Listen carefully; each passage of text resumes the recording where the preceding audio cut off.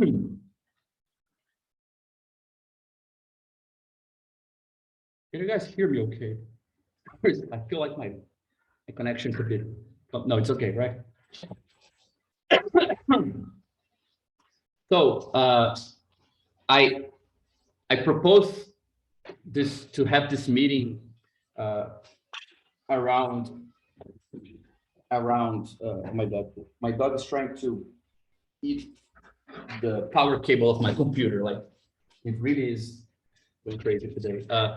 Sorry, I propose to have this meeting to discuss Lillian Cicerchia's text. I'm not sure how to pronounce her last name. Daniel, you interviewed her. Do you have any tips on how not to make a fool of myself there?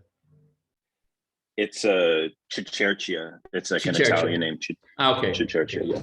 Cicerchia. Okay. So my idea was to discuss her text. As usual, I did a bunch of slides, but I think that they are not of the form of the slides I usually do, which are meant like to tell a little story and for us to like follow a little movie of, you know, in a very low frame rate with me talking on top.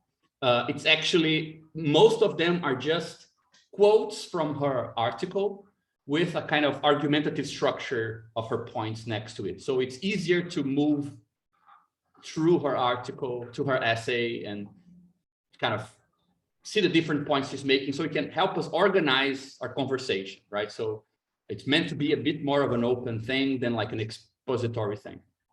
The thing is that after that, I'm gonna open it here just to show you guys what I did, just so you can get a feel for it. So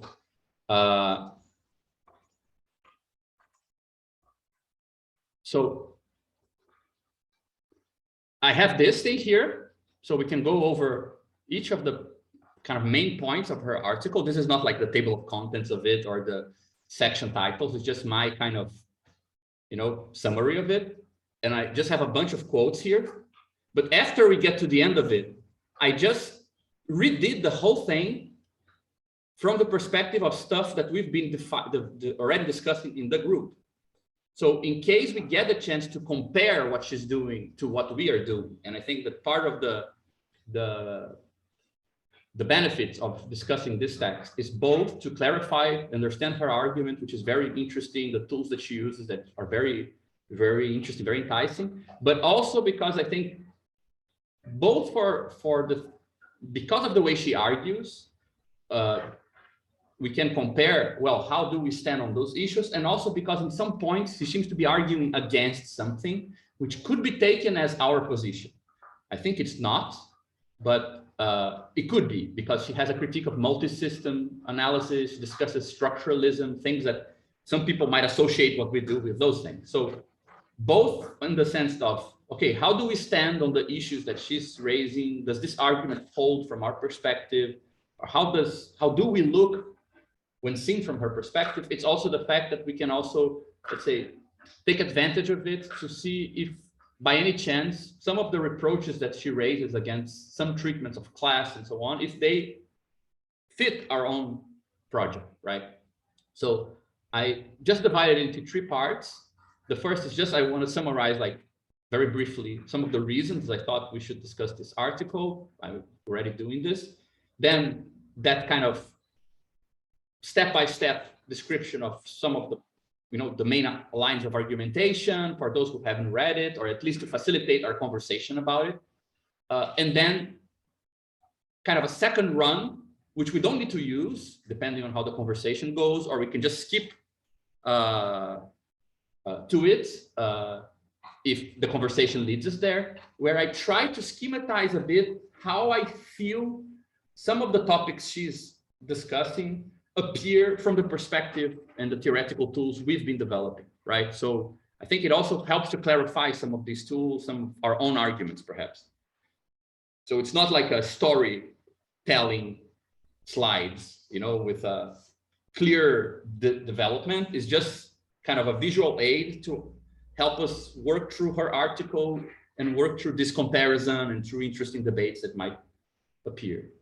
So I just distinguished here like 4 reasons, four kind of specific aspects of the text that made me kind of think that, okay, this is a text we should debate together. It's touching on many points of what we are interested in.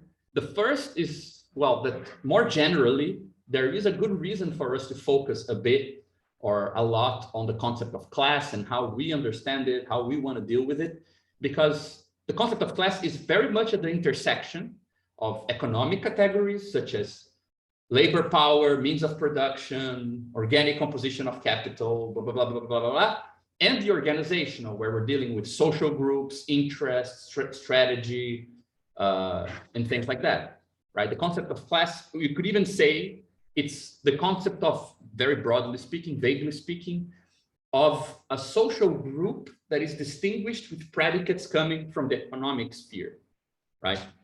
So we're going to use something like the concept of work to distinguish a class, the working class, right?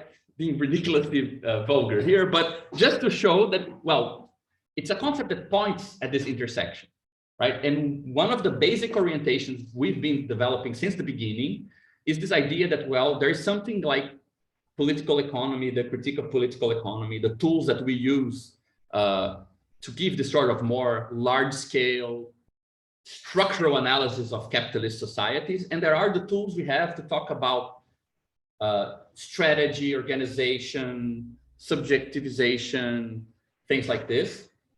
And we wanted to be able to redescribe both things from a single standpoint, while preserving the difference between, let's say, local scale actions and large scale sort of tendencies or things like this. So what's the point of view that is able to navigate those two things within the common framework, right? So discussing a concept that seems to be very much at the intersection of these two things makes perfect sense for us. And this seemed like a really good kind of entry point into that discussion. The second is that I think that her text also is a good entry point to discuss what tools we should use to cross this bridge between these two kind of approaches or fields or scales or whatever you want to call them, right? So what are the conceptual tools that address the bridge between structural and strategic, or the economic in the sense of large-scale social dynamics, and the strategic as the sort of decision-making, force-accumulating production of groups, organizations, and interventions, and so on, right? One of the key things about this text is that it seems that it gives a very clear reason to why some sort of a normative term that looks into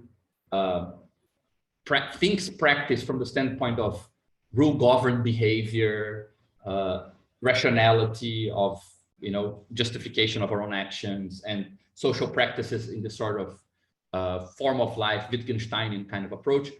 There is a kind of underlying idea that, well, this is the language, the theoretical language that can make that bridge. So this has not been necessarily what we've been developing, though I think it's a good chance for us to see how connected these things are, right? We've been talking about interactions, constraints, and things like this, but this sort of clear normative languages hasn't really been a focus. So it's a chance for us to compare those tools to the ones we've been developing, see if there's something to learn there, a way to kind of clarify what we are doing, where we should be doing, should be going through those, by comparing the methods, let's say, right? Then there's a third point, which I mentioned briefly, which is that the text, and I think that this actually is important because I feel like there is a very specific, I mean, I would like to hear Lillian talk about this, in fact, but I have the impression that there is a very specific context to this particular intervention, how it is written, why it focuses what it does, in the sense that she makes an argument against what she calls multi-system analysis, right? This sort of analysis that, for example, race, class, and gender are three determinations that are kind of exterior one to another, and that, well, if it were only to class oppression, you would get a certain shape, of social relations, but then this shape is deformed by other forms of relation, right? Other forms of oppression and so on. So she makes a case against it.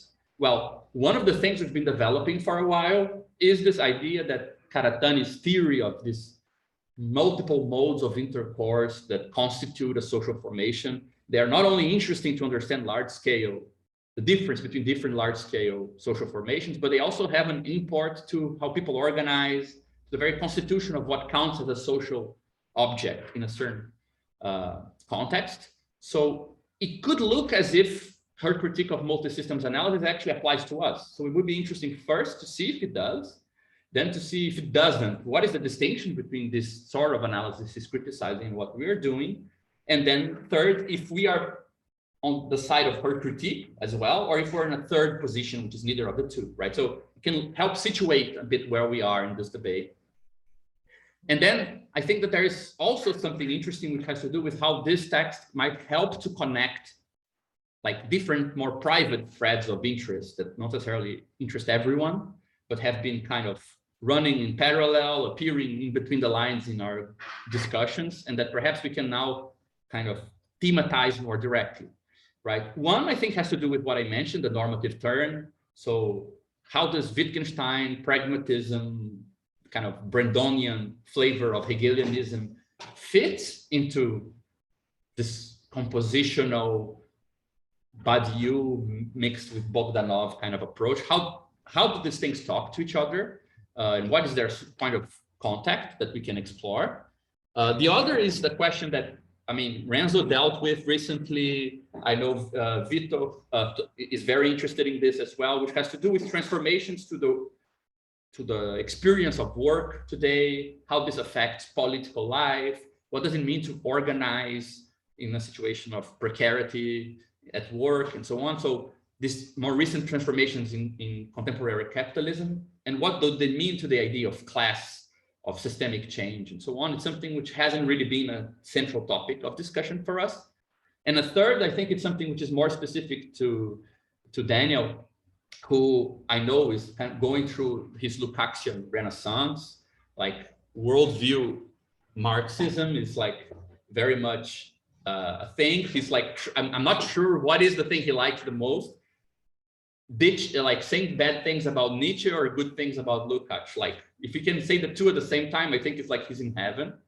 So, well, we know that one of the classical schemas for the analysis of class or the justification as to why class is a crucial concept is Lukács' theory of the class in itself and then the class for itself, right? Which can kind of be seen as an attempt to pass between class as an analytic category at the level of economic reality to class as a synthetic category at the level of political action, right? I mean, I'm trying to say it in a way that's not pure Hegelianese, but just to show that in some level, again, this might be an opportunity to bring all these things into the discussion. And again, it justifies why I try to organize the slides that I prepared more as the basis for us to go over these discussions and bring our own kind of theoretical ideas into comparison and so on, rather than give you guys like a summary, then an assessment of the essay or something like this, just in an expository way. So I hope we can do something slightly different than that, even though you guys know I have a tendency to speak forever. So I'm not the best defender of that particular policy myself. So hopefully you guys can interrupt and we can get this discussion going. So one extra thing I did just to clarify also, because I think that these things might appear later on, like as new meetings and things like this. So as I said, this is my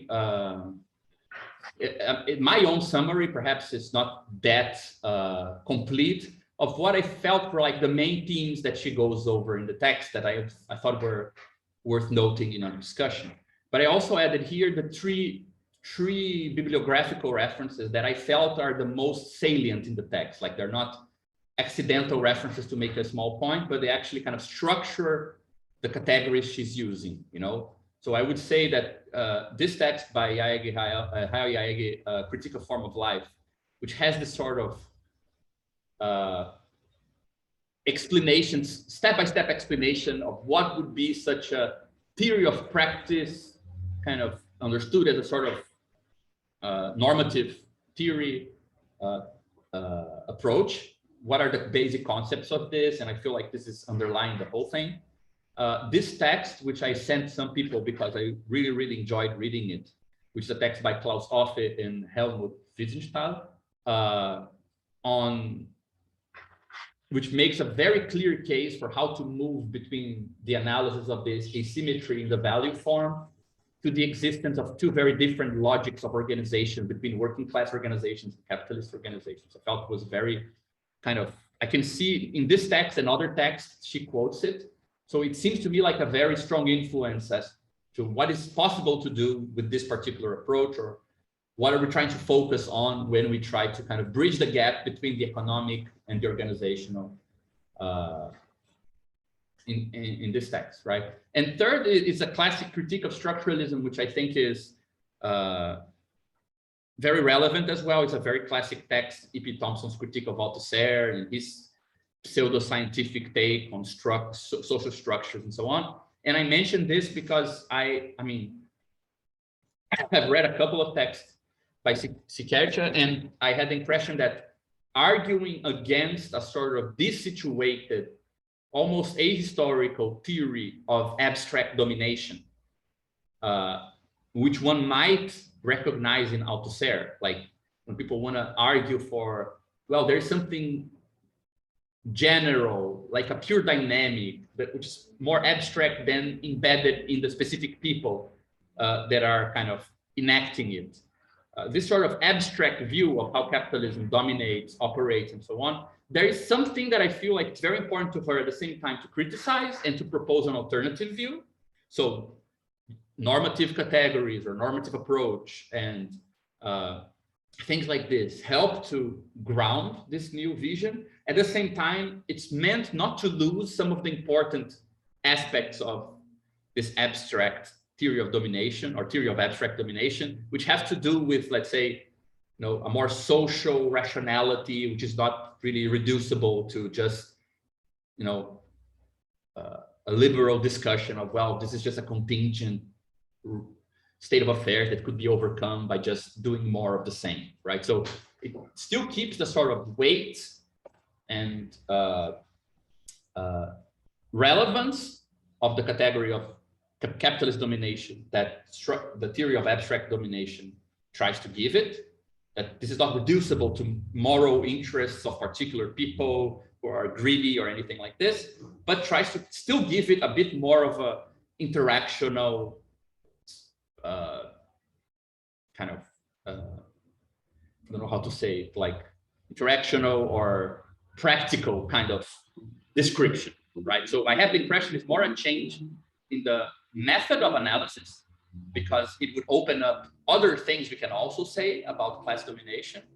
So, for example, discussing class organization and things like this, then a critique of the object at stake in the theory of structural domination, Impostoni or Althusser or whatever, right? I might be reading a bit too much into it because I feel like this could be construed as similar interest, but perhaps not. In any case, I felt like these are like the most influential things that we could read into secondary bibliography if we want to develop on top of her text.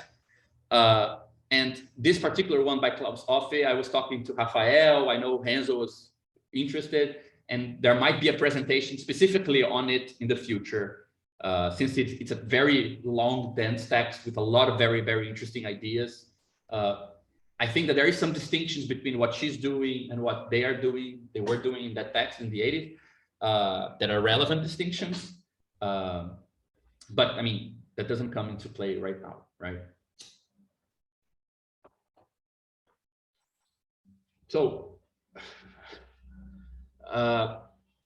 going over the argument of the text, and please, if anyone read it or if my summary doesn't make any sense, interrupt me. My idea is that I just summarize part of the argument, and then we can kind of discuss it a bit and so on. So the text begins kind of with a distinction between two types of class theory, right?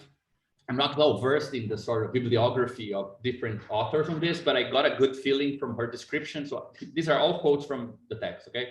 So she divides between this, what she calls stratification theories of class and conflict theories. So stratification theories, there's a very elegant way to describe it, saying, assume that class is a continuous variable. So we have like a fuzzy space of gradations of positions of class, right? And you have locations in this kind of different strata based on particular indexes that are decided as the really relevant ones, right? So she says things like stratification theories groups in terms of who has similar life chances on the market based on individual consumption habits, educational level, lifestyle preferences, cultural capital, income, so on and so on. So you would create like a topography of those who are really on the top. They have all the life chances in the world. Everything is kind of settled. They have access to education, blah, blah, blah, blah. Then there are those who have a bit less. They're inserted in the labor market in a particular way that creates some constraint on them, but they're still much better off than a third group. So you create this sort of topography, right, of class locations. And she opposes this to the class conflict theories, which she associates with the classic beginning of the Communist Manifesto of saying, well, we start from the assumption that there is a division between the working class and the capitalist class, or the history of class struggle, right? So in here, it's not a continuous variable, but a categorical variable. And in the sense that there being class is itself the issue, and not the question of where do everyone fall in the Marie Claire test of class. Do our test and find out to which strata of society you fall in. Here is more about the very existence of class. What does it do? Where does it come from? And also what can be done about it, right? So she says for class conflict theories, the problem is not relative advantage. So you versus your near neighbor, right, of a slightly higher social class or somebody below you, and how you define those merits and problems and so on, but domination by a dominant class on other classes, right? So it's a different approach. And she says, well, but at the same time, on the one hand, there is an advantage of defining things in terms of domination, which is that this way explains how domination aggregates to the level of a social group in a non-arbitrary way. Meaning, if you're a stratifying theory and you say everyone is in this topography, right, with many gradients, then it's hard to explain why on the global level you pretty much get one group dominating over another group, because everyone is like has micro dominations, micro benefits over everyone else, right? So why in the aggregate would there be domination except by some random arbitrary chance? Well, it just happened to be the case that there is a specific group of people that live on this uphill of privilege, and there's a group of people that live down here in the bottom. But that's actually, you know, a geographical accident of the class landscape. Whereas in the class conflict theory, this large scale picture where there is a group here on top dominating a group here at the bottom, it's actually, you can explain that because the very concept of class is connected with that phenomena existing, right? But then she says, well, but the disadvantage is that positing a theory of social group domination burdens the class conflict theory in a way that stratification theories don't need to be burdened, because it's almost also there's like a difference between the sociological and the political take on class, right? Sociological is just describing the social landscape, and there is a kind of neutral position regarding what follows from there being these class compositions, these class structures. Whereas once you associate class with a harm, with a domination structure, you're burdened with the issue or with the questions of, okay, but since you formulated it in this way, what can be done about it, right? So she says, stratification theories don't need to worry about defending the idea that class conflict leads to emancipatory claims for self-determination, because they don't think class as group domination. They think, let's say, as group distinction. So that there is no need to overcome class division.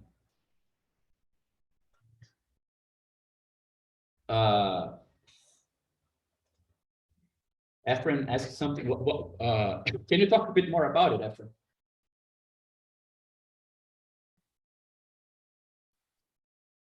Hey, yeah, so I'm just thinking regarding what you were talking about, how if we have these apparently arbitrary or random differentials among or at the micro level, right? How it is that at the macro level we seem to see a particular structure that is not arbitrary. And I was just wondering, surely we can do, I mean, it's just a comment to remember. We could investigate that further. Maybe in a non-accidental way, there is a small constraint that we can induce. Let's say we do some sort of agent-based modeling or some simulation thing to see if indeed those macro patterns can arise easily in spite of or even because of those micro random constraints or, you know, behaviors. So I don't know, I think it would be something interesting to see later, just because maybe this conflict does not exist, maybe. Mm-hmm. Yeah, you know, it's very interesting you said this, and Rafael mentioned here on the chat, because there is a paper written by people who I believe to be like either friends or colleagues of, you know, also colleagues of kind of theoretical debate with Cicerchia about racial capitalism, where they do simulations to show that there is a tendency, for example, for social domination inequality to align with the perpetuation of racial traits through actual simulations.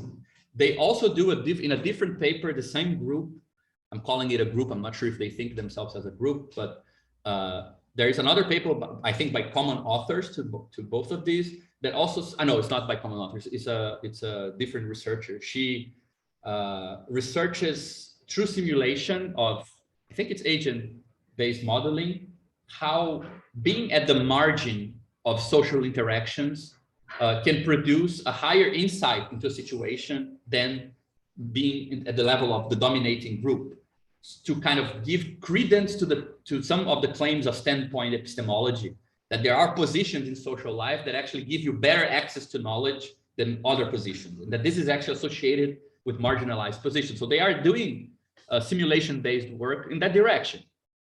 And to quote somebody who's probably not in the same group and probably would not like to be lumped in the same group, there is a recent book by Fajun Mahover and a third guy, I forgot his name, on the labor theory of value, where again they use computational and probabilistic tools to kind of try to show empirically that Marx's theory of labor, as they understand it, actually matches the patterns of distribution of wealth and capital that we see in society. So there's a lot of interesting stuff in that direction, definitely. And I wonder how much this distinction, I mean, we could probably say, I think, that this line of argumentation and people using these tools are actually trying to show that class conflict theory does better what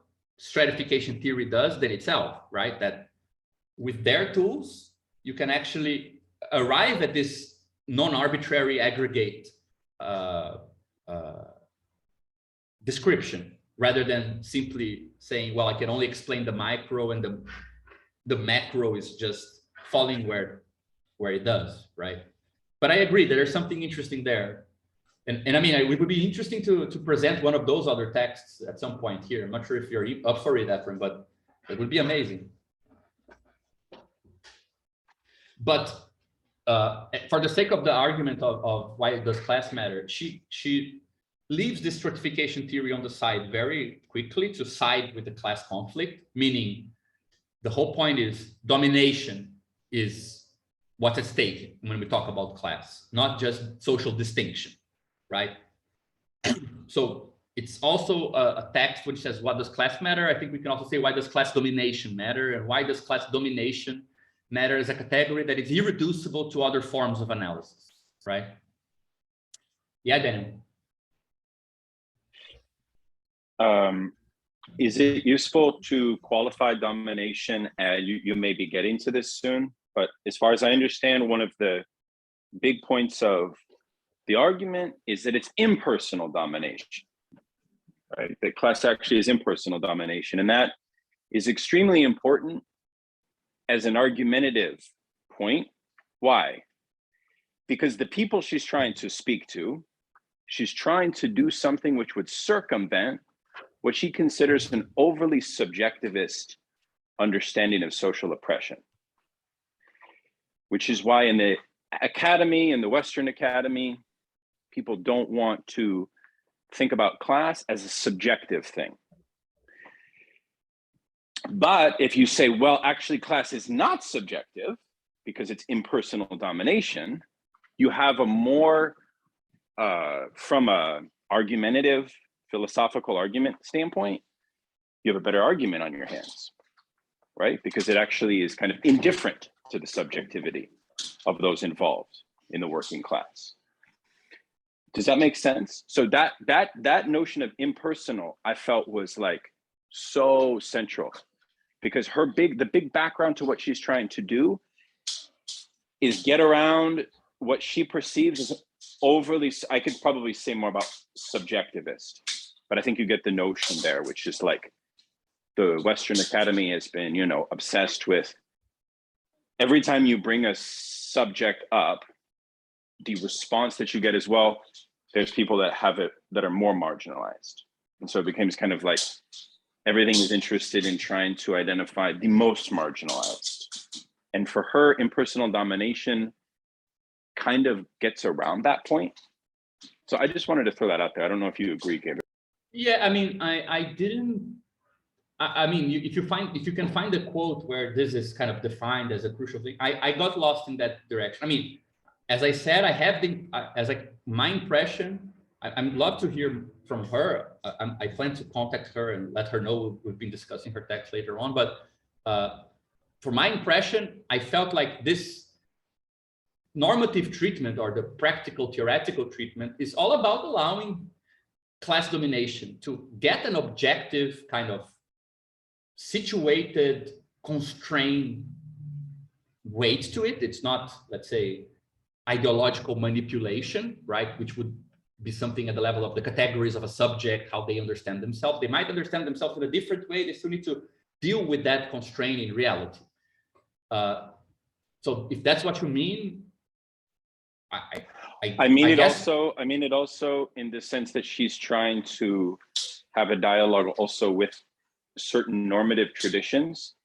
And in those traditions, mainly neo-republicanism, in that tradition, impersonal domination also becomes, if the labor market produces constraints and dependencies on it, which cut across racial groups, immigrant groups, like it cuts across the question of the lived subjective in a way, it produces impersonal domination. On the merits of the Republican tradition itself, that becomes like an argument that must be taken seriously in a certain way. So it's that desubjectivizing piece, which is super crucial as far as I can tell. So, okay, so you're saying this in the sense that, I mean, we're going to go into this in a bit, which has to do with, let's say, well, we have, let's say, personal forms of domination that are based on personal traits, like ethnicity, gender, and things like this. And then class would be problematic because, well, it would be too abstract to, and it would kind of gloss over those differences. So being able to defend it at the same time to explain to keep the relevance of these other forms would be something like part of her strategies. Is that it? Exactly. Yeah. So Okay, it becomes okay. a kind of, it does like two things at once. I'm not couches well versed. It grounds it in a normative tradition, which kind of shows that there's that the system produces this impersonal domination, which itself is not necessarily particular to the subjectivities involved. That's, I think, a key point. And then I think for her, from the conversation I had, I think she wants to put forward this argument within the academy, because the academy has, since, whatever, the 80s or 90s forward, so let's say since the collapse of the USSR, maybe, been on this, I don't know, like, really obsessed with identifying different groups of social suffering that can be privileged or elevated. But then the problem is it's kind of a metonymy. You can never arrive at the right one. And then you also have the problem of solidarity. So in this sense, it's a cleaner theory. It's a cleaner, desubjectivized theory, I think is one of the ways to put it. Yeah, I mean, I as I said, I feel like I'm not very clear on the background of the discussion. So who are the authors or the traditions she's arguing against? I mean, she makes a very clear case. I'm just going to mention this. Some of the people who reproach class reductionism and class determinism, economic determinism. So she gives us a view of who she's arguing against there. But clearly, this is, let's say, probably the best version of a more vulgarized common sense that she's also distancing herself from. I don't have a clear view of that. But I also think we don't need to have such a clear view, because we have something else to compare the argument to, which are our own arguments and our own construction. So I think that's actually also a better criteria, right? I mean, it's a criteria from, let's say, the cohesiveness of leftist theories themselves, rather than, is it just a better argument than, something we don't agree with. But yeah, I mean, we can go back into that. Probably it will appear again as we move along, but just so we don't lose too much time on my summary. After she takes this position, which I think the crucial part here is this last statement, right? That, well, there is a burden on class conflict theory, which is you posit class as connected to the problem of domination. That brings to the table the problem of emancipation. So if there is no emancipation following from your analysis, in the sense that you describe some situation as a class conflict, therefore a situation of domination, therefore a situation where, well, the people who are dominated should have an interest in emancipation. Well, if that doesn't follow in reality, that's not empirically verifiable. Did you do a good analysis to begin with? Was that a useful category? Or will we have to kind of add some kind of ad hoc addendums to explain why it didn't happen, right? So everything is set up for the Weimar Revolution. It doesn't come about. Then you explain, but middle class ideology, this and that, right? Or psychoanalysis explains the fascist authoritarian personality. And well, that's what we didn't consider. There's no problem with our previous tools. So what to do with this burden that class conflict theory puts upon itself of accounting for emancipation or emancipatory kind of impetus, since it is describing things in terms of relations of domination. So I think it's at this point, it just sets up this burden, which will be, let's say, can be an Achilles heel for theories of class, since they're all about describing sites where emancipation should or could happen. Well, when it doesn't, or it's more complicated than that, or as we're going to see now, we find intra-class problems of domination. Then what do we do about that, right? So the second section, which I think it's pretty much a specific section of the text, is all about, let's say, raising these different arguments against class conflict theories, right? So critics deny that class illuminates a unique claim to self-determination, meaning there's nothing specific about the claims to emancipation that are countering class domination, right? It's not really making anything new intelligible. People will want to become free, have better lives due to, this can be explained through other forms of being oppressed, determined, and so on. There doesn't seem to be a specific type of domination called class domination, and therefore a specific type of emancipation called class emancipation, right?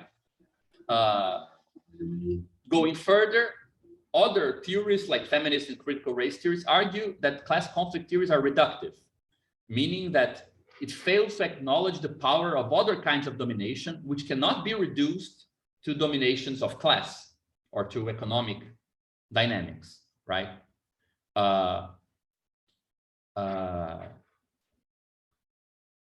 So one way of arguing against class conflict theories is looking into intra-class conflict.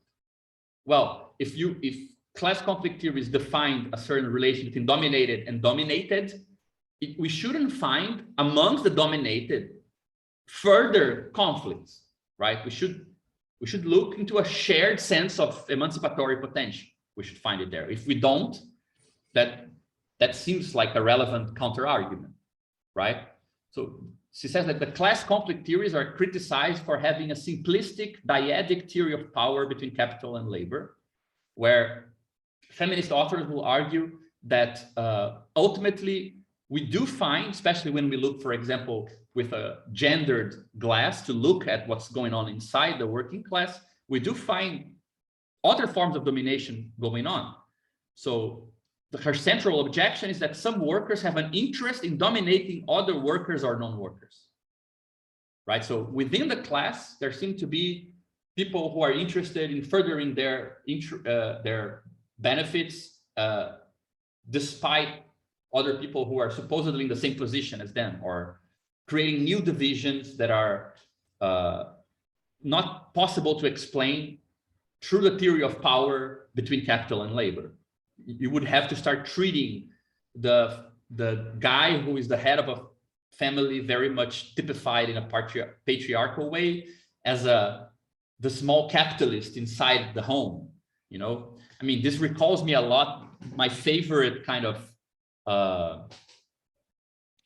conceptual acrobatic by Lenin, really nicely told in that book by Robert Linhart about the peasants in Russia.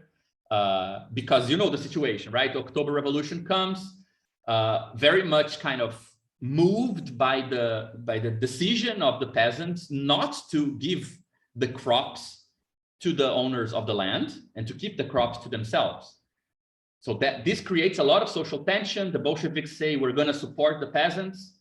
So you have a kind of cohesion between the peasants and the urban workers at that point. But right after that, because of the famine in Russia, the precarious situation, the new government needs the crops to be sent to the city because people are also starving. And now the peasants say, no, fuck it. We just struggle to kind of get freed from the landowners. Why would we now again relinquish the crops to others in a situation where we're also totally fucked? And Lenin starts the campaign to actually go after the peasants who are hiding materials, crops, and so on. And he comes up with a theory of, he says, if you look on the one hand, the peasant is exploited. If you look on the other hand, the peasant is actually a lord because he's the one, he's a master. He's the one keeping the goods to himself and not sharing. So on the one hand, it's not right to use violence against them, but on the other hand, it is right to use the violence against them. So it's a very weird dialectical solution. You should just let them half, like you should just torture them a bit, not very much, because they're only the part of them that is, you know, on the side of capital and on the side of labor. So you get this sort of fractal self-similarity, right? The dominated dominates the others, but the dominated then have a share that are the dominated and therefore part of the dominating class. And this gets fractally all the way up to a single peasant who is part a lord, a master with, you know, means that he doesn't want to relinquish, an owner, and part an exploited, subjugated worker. So it's a nice example, I think, of the sort of conundrum that this dyadic theory of power can produce, right? Which is definitely much less sophisticated than the one that Heidi Hartman was criticizing, right? So this is the first critique. Well, if you have this dualism, how do you explain the domination of other workers or non-workers by workers? if the theory, the social theory of power you're using is this one directly based on the power of one class over another, right? Then Lillian goes over other authors who talk about economic determinism. And the critique here is that class-based approaches understand social difference in a limited way. So it's ultimately, social difference is determined by economic categories, economic dynamics, right? So class thinking regarding race makes an important contribution to understanding race in particular, insofar as it asks, how do we create and sustain ourselves materially, practically? However, placing class inequality at the center of analysis of race is limited by always having to look outside the economic sphere to find independent causal variables that explain racial division. So we would say something like, well, the market produces a form of inequality that doesn't really care about race. Well, if we then find racial divides, right? If statistically we can definitely see on the color of the skin of people where they are situated in the distribution of wealth, then there must be an external variable independent of market capital domination dividing this, right? Well, if this is the case, then we need to consider this other variable as a causally relevant, separated form of determination. And the third thing is, which I think goes back to that burden we were talking about, the political burden of class conflict theory, which is that, well, if once you accept that you have intra-class conflict, then suddenly you put into doubt the idea that workers should or can become a collective political agent, because, well, if they're fighting amongst each other, meaning they don't share interests, why should I expect, right? Why should I derive from my very concept of class the promise that they should constitute some form of unified political subject, right? Contrary to Marxian expectations, the working class is not a social group in which social agents perfectly constituted around interests wage a struggle defined by transparent parameters. The aggregate conclusion of these critiques is that the notion of a working class with generalizable interests or a normatively salient claim to self-determination as a collective is naive, politically naive.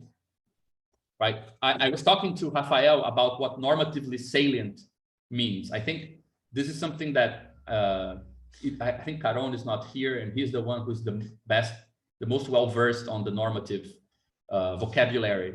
But the way I understood this is to say that from what I've been reading, the normative term has a lot to do with treating concepts as rational justification, meaning you don't want to discuss things in the abstract and say, well, class conflict theory says that there is this and that relation. You want to say, well, but if class is a normatively salient, meaning it's relevant for how we act, then the actual actors, the actual agents in the working class would claim to try to determine themselves based on this. They would try to become a collective. It would be in their interest to do so, and they would justify it in terms of, you know, we form a class, we have similar interests. So the intra-class conflict critique would put into question if there is a normatively salient, meaning if class is a good reason to act, if people in reality justify their actions based on class, right? It can be, let's say, a speculative category that people never think about, but then 100 years later, we can use it sociologically. But to be political or normatively salient means something slightly different, I think, if I understood it correctly. Yes, Daniel? In your example, you focused on the argument from the position of the working class, but couldn't we flip it and actually show that where in capitalist societies, the normative emergence of a unified interest bloc actually is within bourgeois ruling class, right? So that there's no dispute about that. The fragmentation and the rivalries internal to the working class, therefore, would be more explainable if we posited that on the flip side, actually, there's a ruling class and they have concocted schemes for the maintenance of their class interests. Is that wouldn't that also prove what you were trying to put forward? Yeah, I think that that's actually what she says. She says, like, we can have a concept of class that has a theory of that is coherent with a notion of unique forms of the domination, and that actually explains dispersion, class conflict, differentiation based on gender and race inside the working class itself. That doesn't require us to abandon it. Actually, it makes even more sense. And one of the texts that she quotes, which is the one I mentioned that I think would be really worth reading carefully, perhaps we can do it together, is Klaus Offe and Wiesenstahl's text on the two logics of organization. Because that's part of his, one of the things I like the most about the text is how he shows that there is a sort of feedback structure for capitalist interests because they can read their interests off of quantitative indexes like prices, profit rates, things like this. So it's easier for them to sink into an interest and to verify what is their real interest to begin with. Whereas for workers, you don't get these social measures. You can kind of filter through them and slowly purify a common sense of shared interest. So there is a higher cost and a higher level of difficulty at the level of organization for the working class to produce situations in which we can verify that we share interests, and we're more easily kind of in situations where we can't really tell if our interests are the same or not, right? So she goes even further than what you're saying. Like, she actually gives a kind of organizational account of why this dispersion makes total sense as a derivated property of class domination itself, right? It's almost to say that it's part of how domination works, right? One of its effects is that it's harder even to create a collective sense of an interest in emancipation, right? It's much easier to define your own individual idea of emancipation or a smaller group shared sense of that this is a interest behavior for us, something like that. So I don't think what you're saying goes against what she's saying. Though it's interesting to see that this sort of normative problem-solving kind of constraint-based analysis gives us a sort of, why not say, like a structural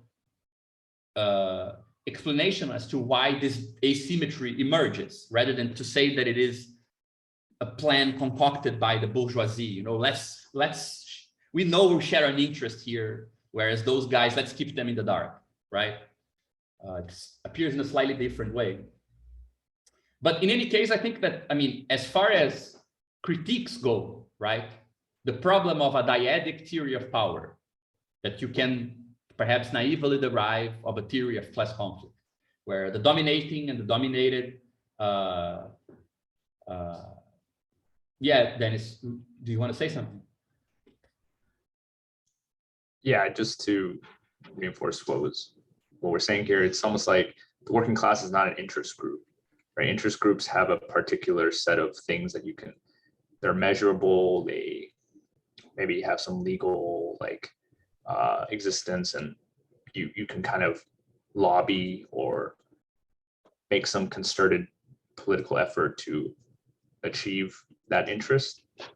But it's almost like the tools to measure the interests of the working class as a whole don't exist, or they're so kind of fragmented that you can't really consolidate the working class as an interest group.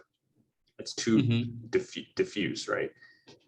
Because some of these interests are conflicting, or it's almost like you have to do more work to construct an interest group that would stand for the working class, but it doesn't come naturally. Like if I want to, make sure my city is clean, I can form interest group with other people who want to clean up the city. But what does it mean to what exactly is the interest of the working class? It's a hard to define set. Yeah, and I think that there is even a kind of a reflexive aspect to it, which you find in her text at the end, you find in Klaus Offe's text, you also find in Iaegi's description. And I was talking to Rafael about this, like Jody Dean has a similar way of describing this thing, which is they all argue that what would be like the for itself of class, the sort of moment of the class, turning it into a normatively salient principle of action, has a lot to do with turning collectivity itself as something that is desired. So it's not only that you desire to achieve some interest, you desire that it be achieved collectively. That would be, let's say, the weak form of this, right? And a stronger form of the argument would be to say that collectivity itself is the thing you're desiring. Like, it almost like shifts around the idea that the very thing that is the effect of class domination is the hindering of the powers to organize as you please.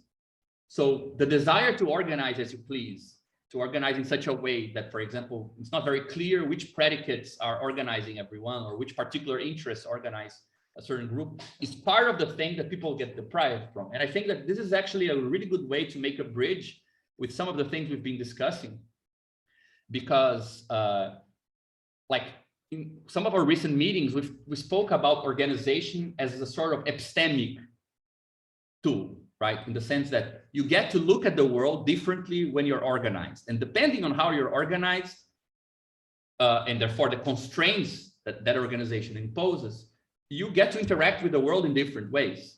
Where, well, there is a way of describing what we're talking about right now that has a lot to do with this, the idea that there is some sort of asymmetry in the means, in the access to, let's say, organizational means, right? Prices, value, capital rates, things like this, they are organizational forms that give a lot of intelligibility to the interests of a dominating group, right? I always like this alternative reading of that famous sentence that the ruling ideas are the ideas of the ruling class, because one way to understand it is in terms of content, right? The ruling ideas, the ideas that are ruling in society, they mirror the interests of the ruling class. Another way of understanding this, which is slightly different, is to say that the ruling class has the monopoly over ideas that have the power to rule, meaning the power to organize, right? So most of the organizational mediums that could serve as a measure for people to, let's say, filter their own interests, fine-tune their own interests, right? Or see themselves collectively. This is itself poorly distributed. It's like, it's a different argument about, again, standpoint epistemology, right? In the sense that there is a poorly distributed access to compositions that would give us more intelligibility on certain things, right? Which I think it's something we've been working on. But just to continue, so we can go back to this again, in the text, she goes back to this argument. She then defines reductionism, which we saw is something at stake in those criticisms, in two ways. One is, I think, kind of more ontological, another is more epistemic, perhaps. It says a theory is reductive if A, it cannot acknowledge that domination is not reducible to class differences, meaning it claims that the only thing there is class differences and everything else should be explainable through it. There is no other thing other than class differences. So the only differences that are class differences. Or if it cannot use a concept of class difference to shed light on other aspects of domination, right? So it's more epistemic in the sense that the concept of class is not helping to give intelligibility to other things other than direct economic domination, right? It clarifies the asymmetry of the working contract when one person is selling labor power, the other is buying it with money, but nothing else gets clarified. It doesn't really expand our intelligibility. So we would say you can be reductive because your concept of class aims to simply eliminate other forms of determination. And you can be reductive because it's not making intelligible, it's not contributing to make intelligible other differences other than the direct, for example, wage labor contract, right? Daniel, I'm not sure if your hand is still up from the last time or if this is a new hand. Oh, sorry. No, I'm going to take it down. No, I'm sorry. It was just. No, it's okay. Time. Sure. Yeah, I mean, you can just keep it up also if you want, like. No, I was saying, it's really interesting. I'm sure you guys saw Vivek Chibber, who's working very much in Lillian's kind of lineage. It's Eric Boleyn Wright Marxism, right? Kind of analytic Marxism in his new book on called The Class Matrix, where he had that debate. Actually, I don't know, I've read part of the book and I saw this debate with Zizek. Very interesting debate. and Slavoj was fully confessed and agreed with all of his arguments, but his arguments were so utilitarian because he's like, yeah, we need class interest to come back. And it's like, I read all these articles from Zizek from a psychoanalytic standpoint, undermining the very presupposition of like collective group interest. And anyways, it's a very interesting thing.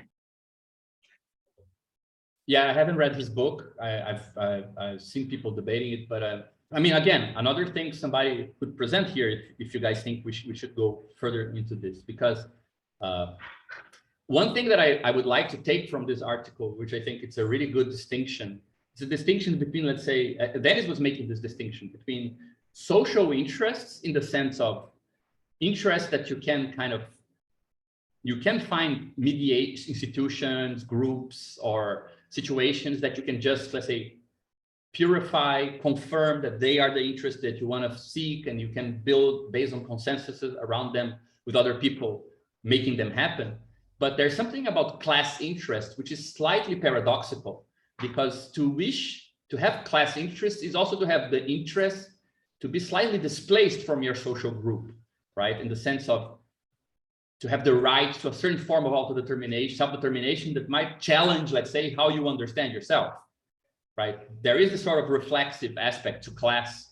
But then again, all these different texts all account for it, which is, yeah, for example, when you're organizing a trade union, there is a certain leap where you need to at some point stop following simply the organization, because it will give you back what you instrumentally are looking for yourself, and actually come up with a notion of interest that doesn't really fit your own individual interest, which is the thing you're actually looking for, right? So that I should get better wages is different than, you know, the wage standard should be raised for everyone.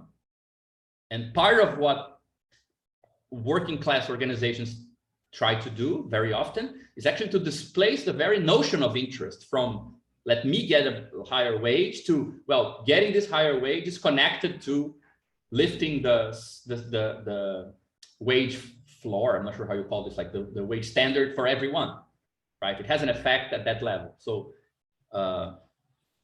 there is some sort of slightly displacement, and I like when Joe Dedin calls it like a collective desire for collectivity, because it implies that something which was just a means to get to a private end actually becomes entangled with the end itself, right? So there is something particular about class interest, which I'm not necessarily would understand any of these guys to be arguing that, well, class interest is just like your interest to get a better life for yourself is all the same. There is some qualitatively unique thing about it, which I think is what she's arguing for as well. So after this, we get to one of the points that I mentioned that has a lot to do, at least marginally, to some things we discussed. And I imagine that some people who take her position might kind of take a quick glance at the stuff we're doing and conclude that we are actually within the pole of the things that she's criticizing, which is the critique of multiple systems theory. She has a long bit that I didn't add here about neoclassicism in economy, because what she wants to argue is that, well, the big problem of saying things like capitalism, like real lived experience in our society is actually, let's say, shaped by these different separate forces, which is class differences, gender differences, race differences, right? These different forms of oppression, which is that you need to have a very hygienic concept of what economic oppression is. So you need to accept in some level that the market, were there no gender or race differences, it would divide people in a way that is indifferent to those differences, right? And that those other differences start chipping in and deforming how the market works because they are coming from the outside of it. So I think the core of her critique of multiple systems theory is that it's multiple in the sense of external, multiply external systems, and you account for reality by saying that there are many different things determining what's going on. And if these other things were to be removed, market determination, capital domination, class domination would look in a kind of, would appear in a purified form.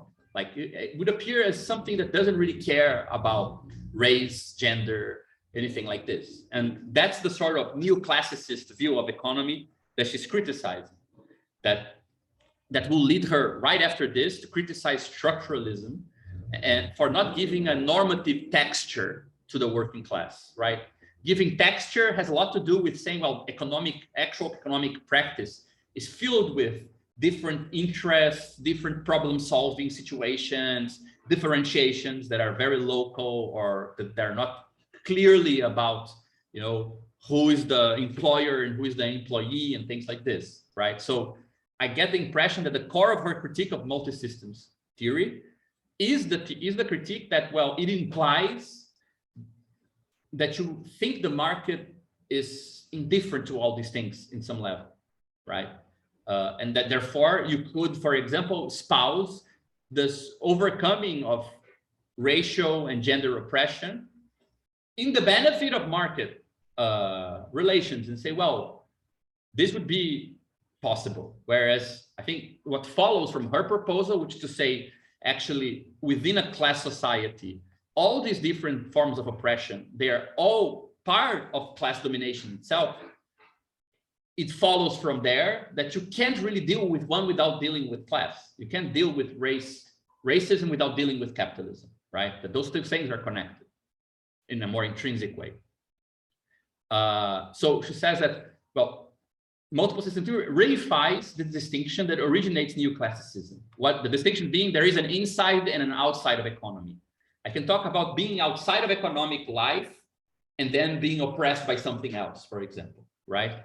And she says that ultimately all these critiques retain the basic idea that the market is indifferent to identity and then point to normative features that are ostensibly external to market principles to explain why what happens on the inside is different than what one may expect based on these abstract neoclassical models, right? So that's her critique of multi-system approach.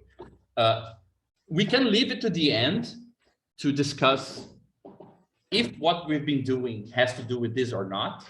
But I wonder what you guys think. Like, do you see what we're doing reflected in this? Do you feel like it touches on something? I have like a particular way that I would make a distinction, but I'm not sure what you guys think. I have the feeling that when she talks about multi-systems, I think it's more, it seems like it's concentric circles of systems and not, I think, the conflicting circles that we try and draw in the group theory, in a sense. I think that when she talks about the multi-systems as an inside-outside system, so I don't think it touches a lot on what we're trying to build. But I don't know. Yeah, I think it has a bit to do with it. Renzo asked if it's intersectional politics. I think it might have a bit to do with it in the sense that I can imagine somebody making the argument that, look, it's not enough to fight capitalism because we also need to fight racism and patriarchy. Those are three things. So we define capitalism without reference to racism and patriarchy as if it's a separate thing. And then you're worried about how to bring them together in struggle. Whereas you can actually conceive them as being mutually constituted. Like patriarchy and racism are part of what constitutes the actual existence of capitalism. And then you couldn't really talk about, let's say, different things that are coming together. Let me skip ahead here. I'll come back to this, but this is how I thought about it. I concocted this terrible name. I'm sorry, it just sounds so cool. Like K-theory to the thing we're doing, where you have the social formation in the middle, right? Just to clarify, this is the logic we've been debating for a while. And I think that her argument actually allows us to focus on something we never focus, which is these arrows here, why they're not all the same direction, right? Just to sum up something we've been like, how we got to where we are with this. We started with Karatani's idea that there are three modes of exchange, which is a theory you will also find in Polanyi in a certain sense. It's not really a theory about race, gender, and class. It's a theory about correcting the kind of stageist Marxist theory of social formations and saying, well, you don't get a theory, a society based on reciprocity, then one based on the state, then one based on the market. It might be the case that on the aggregate, those are the main mechanisms of social synthesis, but all those mechanisms are happening all the time, and you won't be able to explain a lot about the society if you don't think about, for example, the fact that the very idea of a commodity implies property laws, which implies also a distinction between communities, right? As Karatani would argue. So there is a certain tradition which tries to, let's say, synchronize rather than diachronize these different logics. And what I think we can already see here, right, is that these three logics are not meant to be things that come out of capitalism, but things that constitute. So we write K here as the complex social formation built out of these different interlocking logics, right? And we write on the upper script here, the superscript, the logic that is a dominating logic in a society. So this would be a capitalist society. So C is the dominating one, but it's also composed of different logics that are needed to stitch together the social space composed by these things. So the first difference that I would consider is that we're not really discussing the shape of oppressions, but the shape of the social logics that build up, a coherent kind of social world, right? And we're saying that this social world is composed of multiple logics. That doesn't mean that there needs to exist something outside of K, right? Karatani calls these transcendentals, which I know it's like heavy on the philosophical part, precisely because he doesn't want to call them like, historical determinations or specific interests or specific groups. He wants to call them, let's say, points of view, which are more or less axiomatic or heuristic, that allow you to see that any given social phenomena is actually weirdly mixedly composed of these things in order to become a consistent social object or social structure. If you were to remove any of the three, it would fall apart as a consistent social thing. We can discuss what being a consistent social phenomena means as well, but it has more to do with its capacity to be compatible and build up a larger world, right? Yeah, John. I think one way that it might be useful to frame the difference between her approach and ours is I feel like she's responding to this argument that keeps coming up and going down within like the interface between activism and academia about like the relevance of various Marxist categories, which is important and useful, but I think kind of like fundamentally not how we're addressing questions and how we're approaching them. Because of our experimental approach, I don't know exactly how to characterize the difference, but it does seem fundamental. And one way it seems like is, I think the question we're trying to answer is less like why is class important, and more like why does class and the worker like keep remaining, like why does it keep coming up as a problem? Why can't we just kind of settle into these different like distinct logics?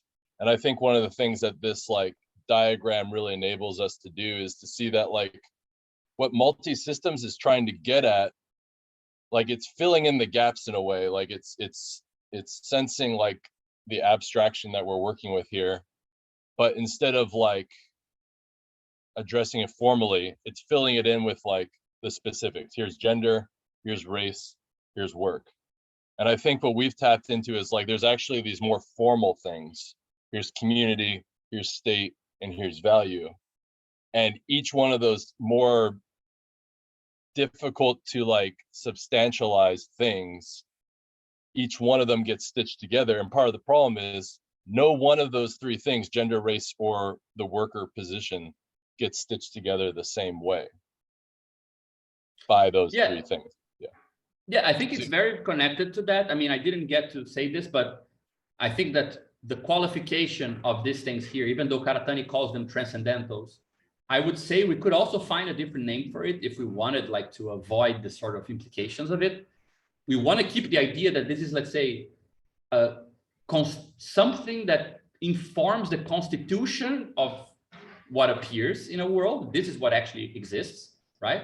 But because we add these arrows here, what we're actually claiming that this is actually conditioned by political practice, like the story of how people came to say that there is such a thing as community logic and that it poses challenges, it can be subverted, we can go beyond it, we have to tarry with it, it's a relevant category. It's actually because there's a bunch of political processes that found, let's say, normatively salient to organize around the problem of segregation and to name communities and to name groups and to work around the intelligibility of the world based on those categories, right? The same for state, the same for value itself, right? I was recently arguing in a study group that Daniel organized that it's hard to explain how Marx moved from a theory of property to a theory of value without understanding the political commitments he had to what should be possible. So there is a line that goes from the Communist International to capital as a theory of, not only price, but value itself and things like this.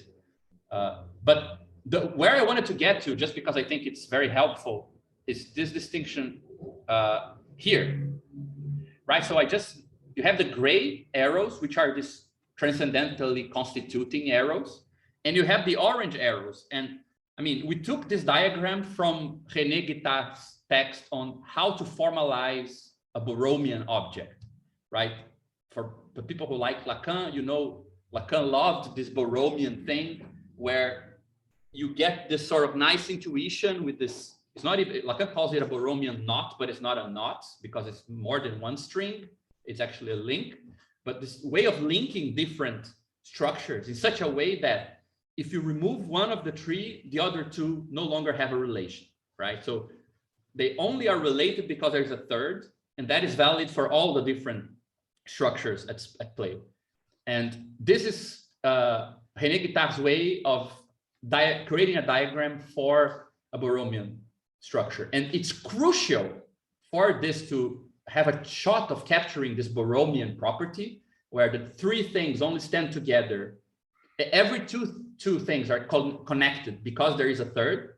It's crucial that the arrows are divided in this way, because look at these arrows. This A, B, and C are constituting K, but you're only allowed to find a complementary relation between every two by moving from K to it, never from it to K. So the complementarity between A and B is not constitutive of K, it's derived from K, right?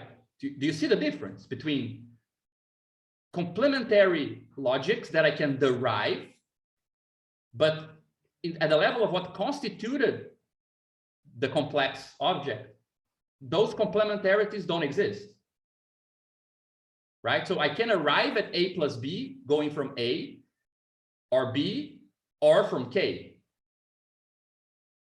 So I need to go through K here to actually get A plus B. There is no direct relation between A and B. There's only relation between A and B through K. I was thinking how to give a good example of this. I think that just a parenthesis, I'm really into the idea that you can explain what a Borromean property is by the way you close boxes. When you have one of those card boxes and you close one of the flaps, I don't know how you call that, then the other, then the third, and then the fourth you put at the bottom of the first. So it's like a little Escher stairs, There's a good way of seeing how if you remove any one of them, all the other three are now unconnected, right? So what I thought we could do is actually show that, well, our claim is that there is something constitutive about the logic of contracts, the logic of value, the logic of communities. And there's something constituted, something you can only extract as a particular point of view of class, gender, and race, but class in a particular sense, because there are many senses of the concept of class, as we will see, once this has been constituted. And I feel like a lot of her argument is about these orange arrows, she wants to show us that, well, the concept of capitalist domination is such that it is over-determining our capacity to actually then differentiate, class interests or oppression, gender oppression, and race oppression, as it appears in capitalism, right? For example, one way of arguing the, I mean, I'm not sure if you guys agree with this, perhaps it's unclear, right? My idea was that class has to do in this model with a projection of, I mean, this is very close to the stratified theory of class, where you're projecting economic differences, which are more categorical, onto a gradient or a topography of groups, right? So groups that are being distinguished in terms of wealth, or the inverse, characteristics of wealth, which are not the same as value, which are used to understand what class really means. But it's pretty much an issue of the logic of reciprocity versus the logic of value. Race seems to be very much a problem of the logic of colonialization, domination of one society over another, which is the basis of state form, and how this promotes differentials of value, right? So the whole history of colonialism, etc., is very much centered on the connection between B and C, right? Whereas gender is very much connected at the organization of rule over a certain dimension of how reciprocity is allowed to develop, right? Especially kinship relations. So I'm not sure if this makes, I mean, perhaps it's too easy to claim like this. I would say that there are many concepts of gender, race, and class that perhaps we can actually, I mean, it's hard to find a concept of class which wouldn't fall under one of these two, right? But as for the other two, I think somebody could argue the inverse, and therefore I'm not saying anything very meaningful. But I have the impression that that it holds. Renzo said that gender would be A plus C, race A plus B. Why would race be A plus B? Just so I understand what would be the inverse argument. Oh yeah, it was just more like an intuition, like just because race is normally perceived as something that occurs like at the level of some imaginary division within a community, and it's sort of like reproduced by some sort of state is like, to me, more clearly used. But yeah, then you mentioned colonialism, then I wasn't sure anymore, and just gender, I was thinking of how reproductive work and the logic of the family is like a sort of economic, it forms like the economic unit for C. But yeah, it was just really just intuition. And C would be, I thought, class, how property, and you definitely need like property to make the value logic consistent, and I don't know, A appears as a more sort of like supplementary, complementary thing that, but it was, yeah, it was just like a. Yeah, I think, I have the impression we could definitely come up with specific concepts of, gender oppression, race oppression that would actually fit in all of this. So like, since there is no one concept of these things, we probably could have like, specific types of description of oppressions that would actually fall here. And I mean, I have the impression that since there is an arrow coming from KC, you shouldn't forget that even though you're singling out A plus B, you're conditioned by KC, which is conditioned by a mode that is not appearing here, right? So there is a weird determination of these two arrows here, C and 1. So even like, exactly as you said, even though you can, let's say, talk about social groups in terms of like class, in terms of social groups, in some level, it is a relation to means of production that is determining this. But at the same time, if you bring it back, you actually disturb this idea, because if you bring property relations back to class stratification of groups based on wealth or some income, you actually make it a more clear division, right? So this stratification theory gets kind of problematized, perhaps. So yeah, I agree that all are hybrid because that's our position ultimately. But I have the impression that this approach here would be a way to make more coherent, or at least to situate where our particular multi-layered approach stands, right? Or this kind of complex determination approach stands, and where the multi-systems approach stands, and why one is not the same as the other. Yeah, John. Guys, just interrupt me. Don't need to raise your hands. Like, just go and. Yeah. Oh, I mean, it's just a lot easier for me to do the raise the hand thing than interrupt. So I'll probably keep doing it.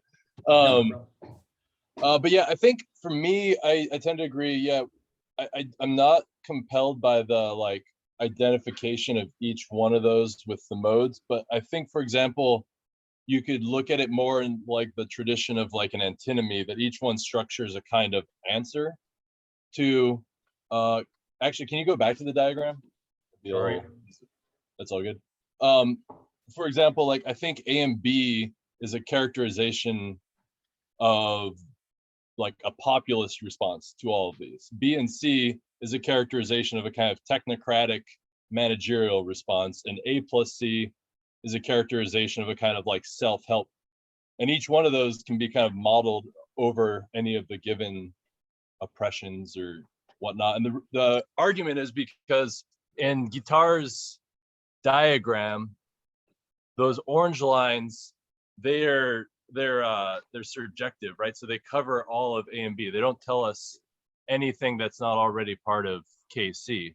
And so each one of those, I really started to nerd out on this in terms of A and B, in terms of populism and the limits of like nationalistic movements. Because one of the things they really do is they quotient out the problem of capitalism and the reason why things are the way they are in a nation. They just become like a corporatist kind of explanation of big bad corporations that lobby and whatnot. And I think that there's similar kind of ways that like our explanatory capacities or normative salience or whatnot get limited by like just getting stuck in one of those three corners. But I'm not really sold on any one of them being a characterization of like class, gender, or race. Yeah, but you see, my point is that the way that you described it now included these arrows here, I think, right? Solutions too, right? So you weren't really describing this. You were describing almost like this, which is, you have this sort of problem. You should be looking for some forms of organization that deal exclusively with this, right? But it seems like this arrow is also determining the thing that you're interested in, right? It would be like a triangle like this, perhaps, right? Or, yeah, see, I'm not entirely, because it's not about, let's say, a social phenomena. It's about, as you said, an answer to a social thing, right? Whereas I'm just trying to say, if we can localize and at the same time give credence to why this appears the way it does, right? Because if you want to say that these things are not relevant or that they are not constitutive, at the same time, you need to explain why people say they are. Why does it appear as such? And people are not stupid, right? So yeah. The idea that, well, there is some social process which makes it so that these particular abstractions emerge as good ways to parse out phenomena, right? Seems to me that it's the very reason we can have so many different discussions around this diagram, like, and talk about, as you say, like technocratic solutions, and somebody else is proposing like, why don't we localize the concept of race? It's because it's underdetermined. There's so much missing here. It's meant to be so vague that, it's prone to serve for analogies about quite distinct things. So it's underdetermined. Probably we need to add a lot of stuff to suddenly be able to say, okay, this makes, this is about a certain mix of technocracy and whatever, and this is about some other logic, like more fine-grained. So I don't see that there is a conflict between what you're saying, what I'm saying. I'm just saying, like, if you take these things here to be made up of socially complex structures, right? So forget about what we want to do about them. I find that one way of distinguishing this sort of multimodal constitutive theory of social life versus the multi-system parsing out of forms of oppression is by seeing the distinction between the A, B, and C and the 1, 2, 3. I mean, it seems like it captures a bit of that distinction, you know, like the distinction between composing a certain atom of water and parsing out aspects of the qualities of water, that it's wet, that it is, you know, liquid in a certain temperature, and that some things happen under certain conditions, you know, or that you can drink it. Like, it's true that you're parsing out aspects, but you can only parse them out because it was previously composed in a certain way, right? So it's actually two different levels of distinction, perhaps.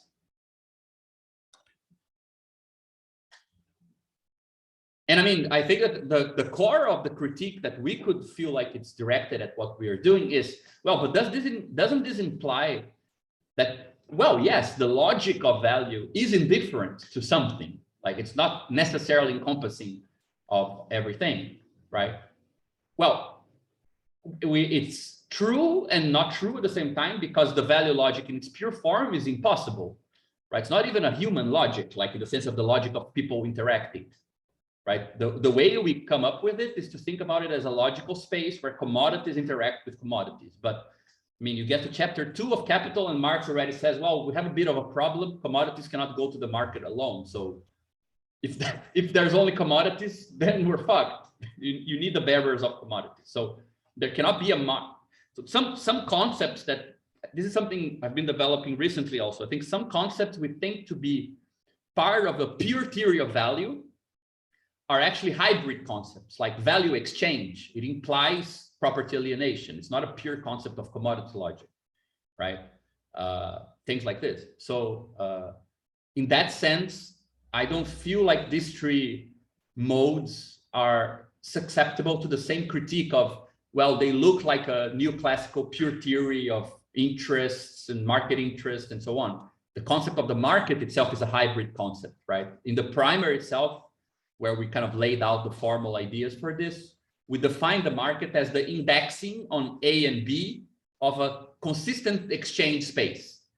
Consistent exchange space of commodities where they're valued in terms of equivalences, differences, universal properties of money, and so on. That's a purely commodity concept.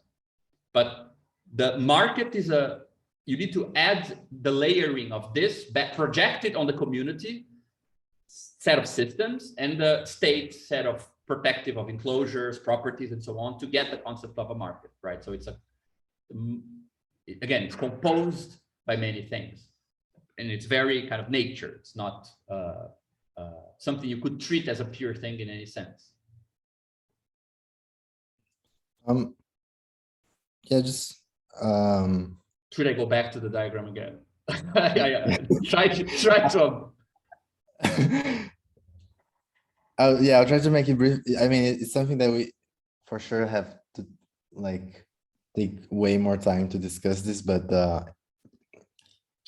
it just made me realize a bit like how like this gender, race, class thing, like they are used as sort of like basic building blocks of like the left. Like the left treats like gender, race, and class as this sort of like three basic components in which we use to think about struggles, but it made me realize how like we're doing something very different, because our three building blocks are not those, are three social logics of exchange, and this already I think it's a lot, because it seems to me that gender, class, and race appears either as this sort of like they're already hybrids. They're not like pure stuff that you can talk about, but also I have the impression they are not really logical. They are not logics of interaction, like that, not logics of exchanges. They look to me a bit as sort of like material, some form of like material implementation, like they sort of are ways in which like this logics sort of latch on material stuff, right? And people, it seems like, I don't know how to feel about that, but like they seem to be like material sort of like institutions that are more or less autonomous and have their own like logical composition, and they can both like be compatible and use them like, race can be used to sort of like stabilize capitalist logic and vice versa, but they are logics that are secondary and I don't know, like more material and more human in some sense. So it's but it's I think I just think it's an important thing that they're not like fundamental, like they're not from where we should start the analysis. They're sort of like also derived things. They're like complex objects also. Yeah, I think that this is, I mean, sorry, Rafael, just to complement two things there. The first is that I think this is great news because most, political movements we know that are based on critique of racism, fight against racism, fight against gender oppression, are all about saying that these things are not necessary for social life. So the very fact we're not starting from describing social life as if they're necessary building blocks actually puts us more in contact with how people actually use them politically than, suddenly these are the lineaments of social life in a necessary way. No, it's precisely the point that it's not necessarily so, right? We wouldn't want class to be in our model, which is meant to be richer than capitalist society, to be a primitive concept, because then you can't really think through a classless society, right? So it's good that they are not primitives, they are actually composites in that sense. And second, I think that this clarifies something, which is intersectional politics is, I think, before it is a mode of analysis, it's a mode of politics, meaning that before it is, let's say, to be verified as the great building block of a theory of social formations, is meant to be a great building block for political practice. If the two things coincide or they don't, it's actually secondary, might not, right? So the fact that you can actually, for example, organize a good discussion in a meeting by navigating gender indexed, racially indexed, and class indexed forms of harm or forms of complaint, and legitimize these things and think about how to find strategies that address the three of them or things like this. This is actually politically active and interesting, not necessarily analytically so. And I have the impression that most people are not so strong on the claim that this is the analytic building block of anything. So I think that's actually a good part. And there is one thing that never appears in this diagram. And I think that that is something that will be very clear in a presentation that Thiago and I are preparing about the logic of reciprocity. And that is also very clear, I think, in the work Dennis and I did on value logic, which is this idea of materially conductive supports. For example, the text that Rafael mentioned about the sort of simulations that try to show the relevance of racial lineaments to the perpetuation of capitalist exploitation, it's doing exactly this. It's saying, in one level, it is contingent that some random physical aspect of evolution, which is that ethnic traits are passed along families and so on. That's actually, let's say, a material thing. It's not informing reality, but it gets kind of captured by a different logic, which then perpetuates itself through that material conductive aspect. So production of objects, it's not capitalist in itself, but it has material constraints. And it just so happens that you can propagate value constraints through material production of objects, right? It is possible to build things constrained by value. So that's a material process, which is totally random. It can be done in many ways, but it can also be constrained to pass along constraints that concern a society based on commodity logic. The same thing, for example, with, people generate other people. There is such a thing as, having babies and things like this, and it takes people and so on and so forth. This is not necessarily this gendered existence in a different concept of gender, right? Or that there is such a thing as sexed reproduction or anything like this is not in itself segregational or capitalistic or anything, but it can be a material conduit through patriarchy, through control over bodies, through control over who stays home, through control over who gets, you know, power in that relation. It can actually perpetuate capitalist relations in such a way that capitalism could never perpetuate itself were it not able to kind of latch on to that material conductiveness, right? Which I think is very much a good way of understanding their article about racial capitalism. That so we don't get to see that aspect of it when we look at this diagram. It's definitely too vague for that, but we definitely have also a place to account for the material dimension of how this reproductive aspects, right? And there, it's always reproduction in class, race, and gender in a very material way that it's at stake, right? How it can be, let's say, a conduit for a logic that doesn't start with it, right? So there's also a whole debate to be had there. I think could deserve the whole meeting on its own.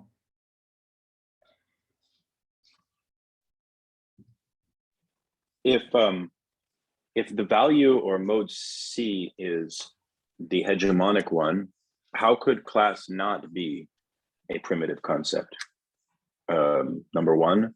Number two, isn't the position in a classical Marxist sense that class would have to be a primitive concept, precisely because the proletariat is that class which has an interest of the overthrow of mode C, of the value, right? So I feel as if we lose touch with the revolutionary consequence of accepting that, in fact, class could be conceived of this way. And if we do abandon that classical Marxist proposition, then I think we have entered into a different post-Marxist terrain, for which we may be comfortable with that or we may not be. But that would be one thought I had.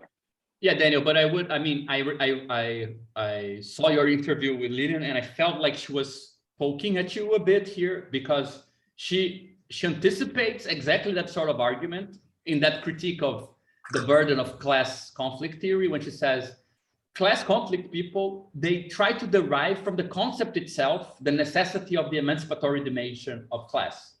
Because I have a concept of class, it should follow the emancipatory potential. Because class is a matter of domination, the dominated have an interest in being not dominated, so emancipation, right? But no, that, okay.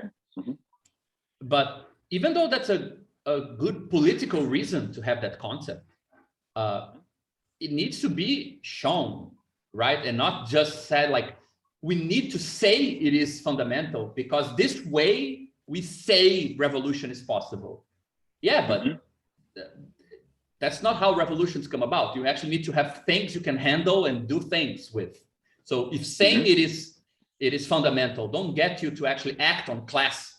It just gets you to say it. It's not doing that much, right? And I just shifted to this other diagram here because I wanted to show that we actually in the primer, in the last bit of the primer, when we discussed the chapter on classes in book 3 of Capital, we actually are able to divide 4 concepts of class. That's why in that little drawing, I didn't mean that this is the best way of thinking class. This is not how she thinks class. And in her text, as we will see as we go along. And I don't think that in anything we've been doing, this is the concept of class we are thinking. It's just the concept of class that is compatible with calling class a form of oppression, just like gender and race, in my kind of reading. But I think I can show, if we move along a bit, that we can actually divide 4 types of theory of class. Class defined by source of revenue, but just relative source. So like if you're a doctor or if you are a soldier, your one income is coming from the state, the other is coming from private practice. So they're different. So they actually form different classes. So it's relative or immediate neighborhood of revenue source, right? Then there is a concept of class defined by the original source of incomes, land, labor, and money, which form for Marx the 3 primitive classes of capitalism. This is a different concept of class than this one, right?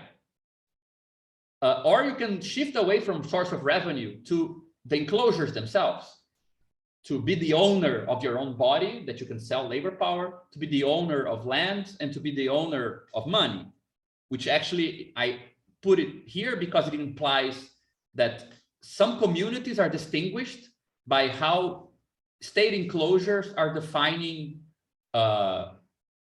fictive commodities. So it's actually a mixture of the three logics, right? And there is a fourth idea, which I think it's at stake in her text. It's at stake in some of the stuff we've been doing recently. Raquel, who was here, I think she left now, is also doing work in this direction, and a lot of interesting ideas are coming from here, where classes are not simply defined by the fact that these fictive commodities, so actually it shouldn't be this arrow, it should be the arrow I didn't add here, which is this one, right? Which is the composite of the tree. It's not simply defined by the fictive commodities that different classes have as their property, but defined by the fact that each one of these commodities has a particular claim to a sort of organizational capacity, right? You get to see social totality through money. You get to see social totality through land, and you get to see something of social totality through labor. So it's not only that they are commodities, but that they're not ever fully commodities. There is some surplus to what they are, right? So it's, let's say, the organizational commons.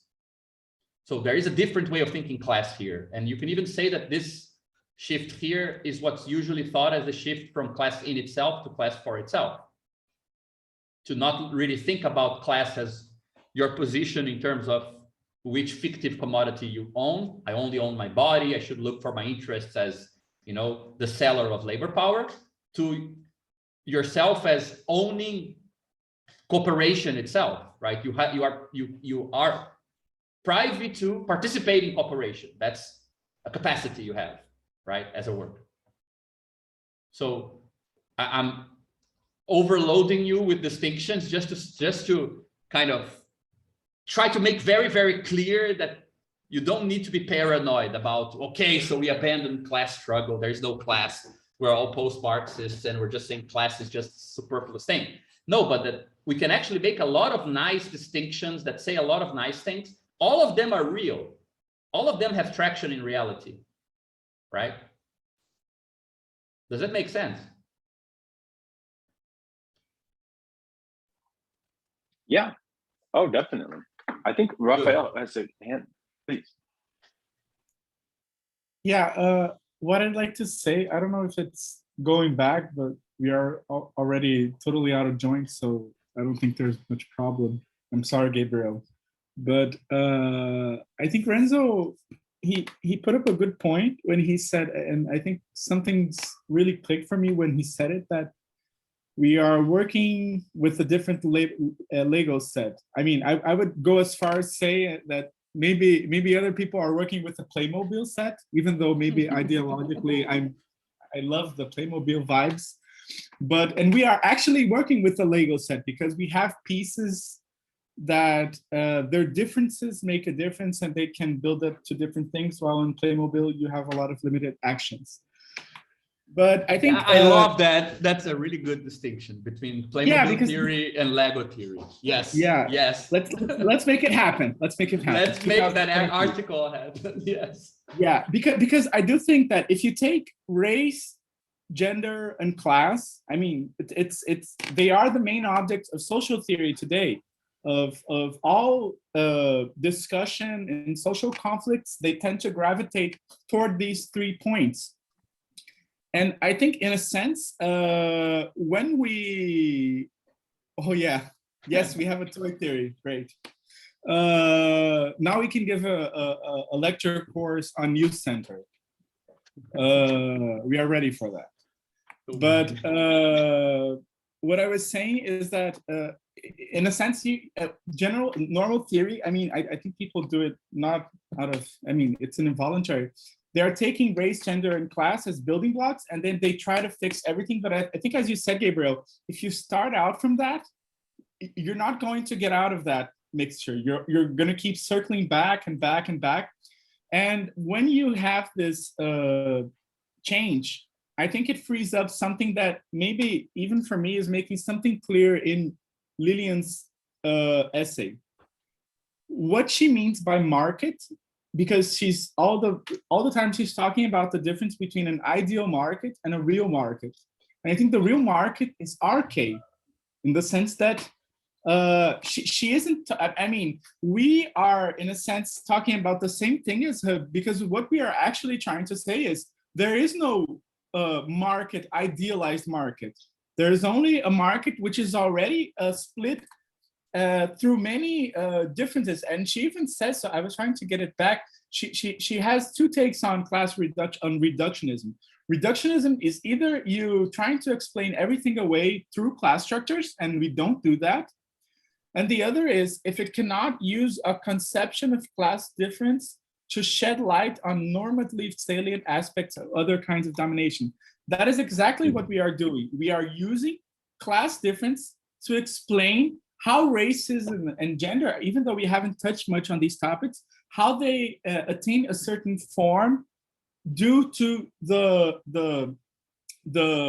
hegemonic logic of the C mode of exchange.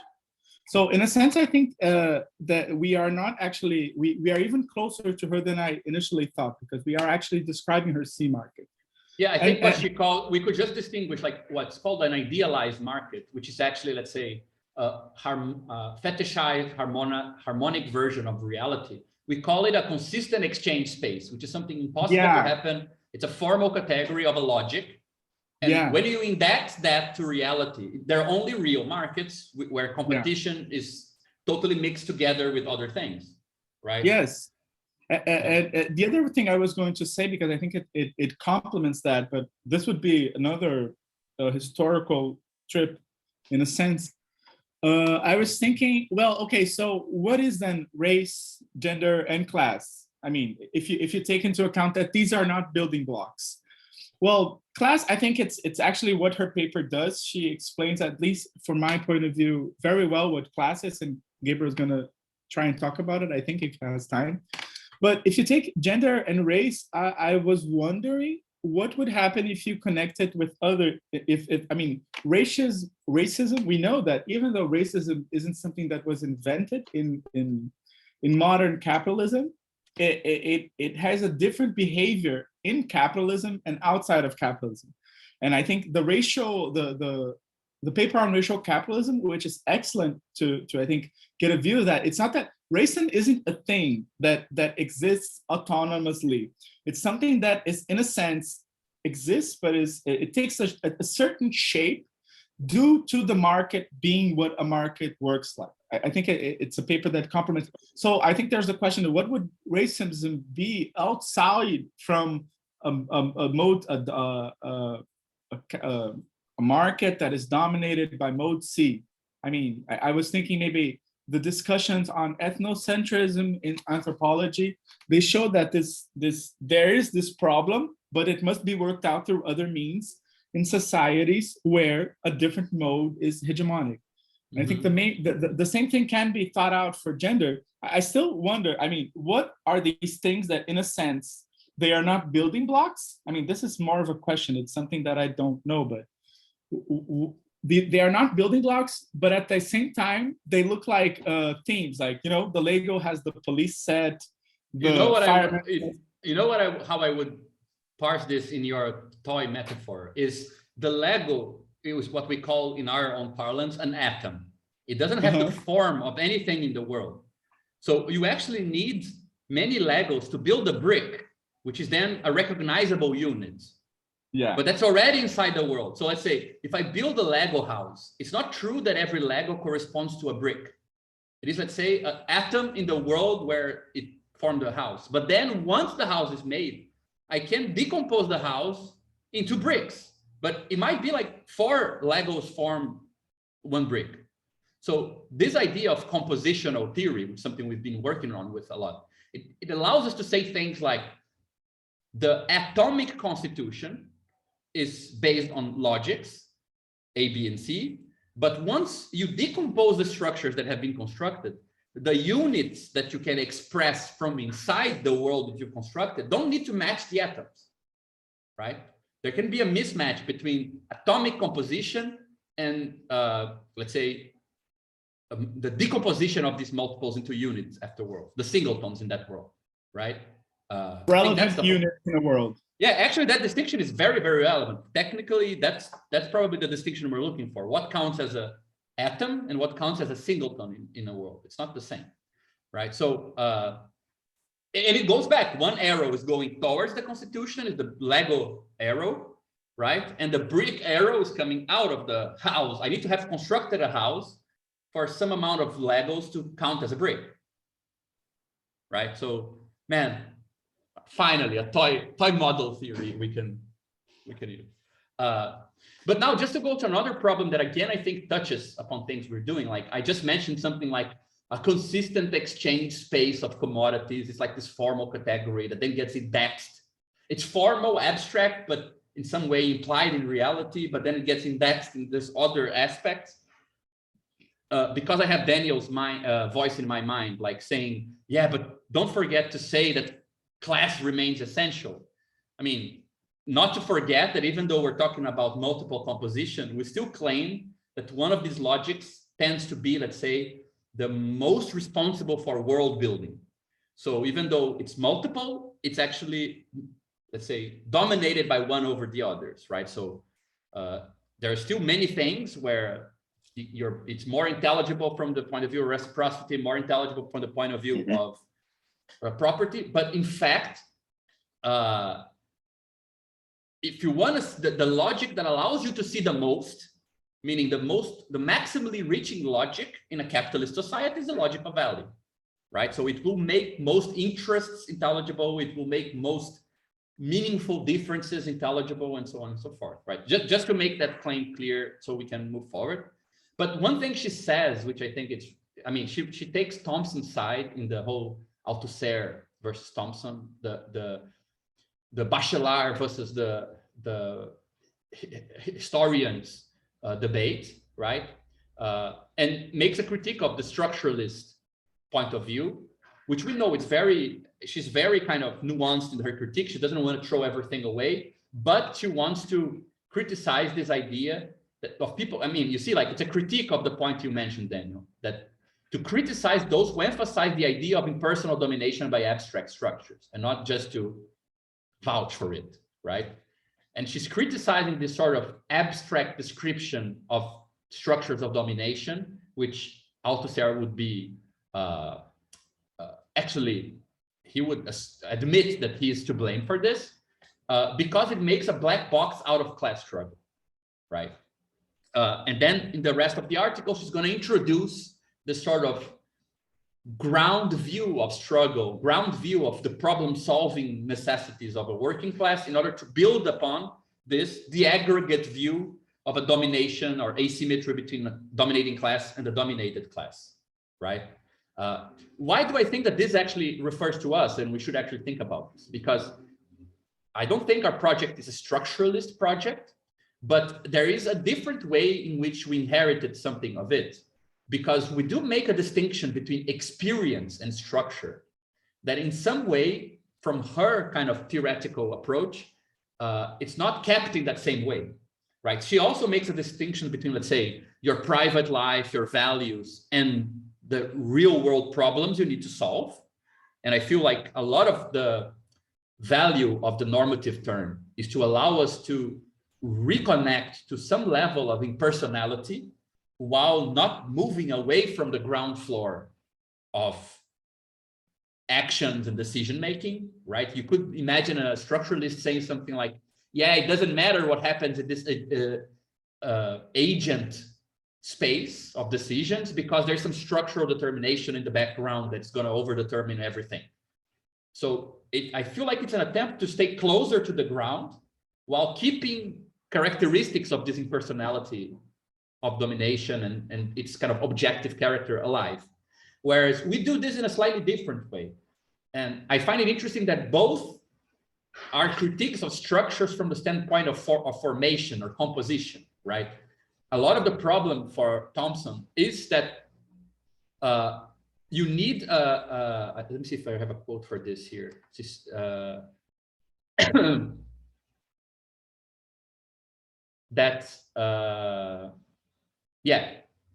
that one of the problems of structuralism, which she calls the upscaling human agency problem, is the problem that in structuralism, or structuralist Marxism, you don't find it necessary to explain the process of class formation, which refer to processes in which people collectively organize social forces within class structures in pursuit of class interests.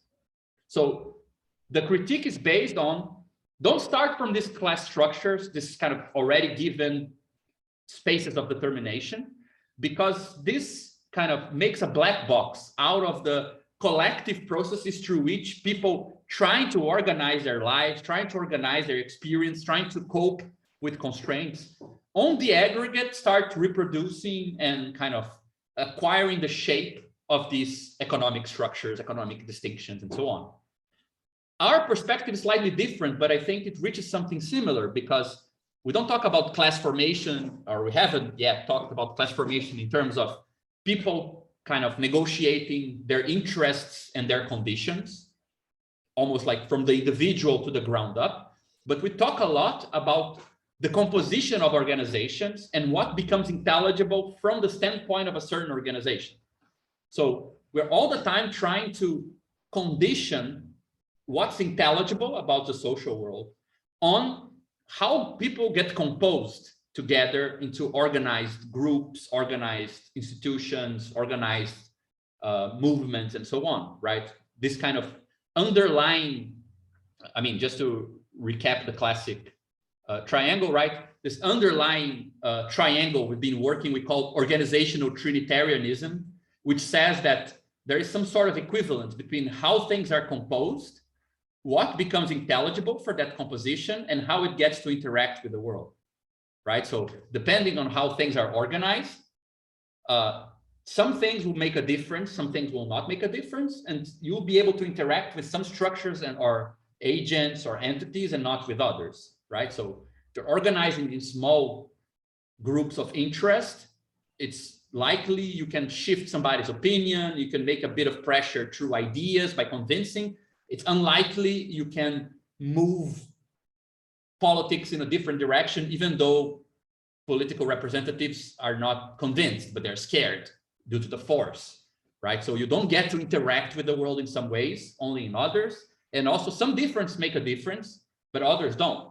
So the health of one of the three people in your group makes a big difference if a small group is needed to influence some other people through, you know, debates, ideas, and so on. Whereas if you have a huge protest, the health of one person doesn't make that much of a difference, because it's this kind of power in the quantity itself which is at stake. The very anonymity of it is relevant, and so on, right? So this idea of this Trinitarianism, which again is our Lego theory, right? Class formation is a bit more Playmobil, perhaps. I'm not sure if I'm being a bit rough here, in the sense that things are already constituted, individuals are constituted. You start from real world empirical concepts and you build up in this sort of individual methodological individualism towards structures, where we try always to start from categories that are not yet real, but they decompose, like they get to compose things from slightly before, right? And I think that this is interesting to open this path to think about class composition and what is interesting to a given class, right? Based on how the class is composed. So for example, we can actually make statements about class composition in a certain moment in, let's say, Rio de Janeiro in contemporary Brazil, and try to make connections between the type of dispersion, the type of unity, the type of interest that appear in this particular way of organizing workers, and what will be intelligible for that share of the working class in terms of who to pressure, how to pressure, what would make a difference in terms of a successful action or a non-successful one, right? So I think that in a certain sense, rather than this sort of genetic analysis of class formation towards class structure, we get this, again, layered analysis, because at all times, formation and intelligibility of structures and capacity to action, they should be able to be thought at all times, right, as three kind of angles on the same thing. so I think it's interesting to see that we break with structuralism as well, but it's in a slightly different way.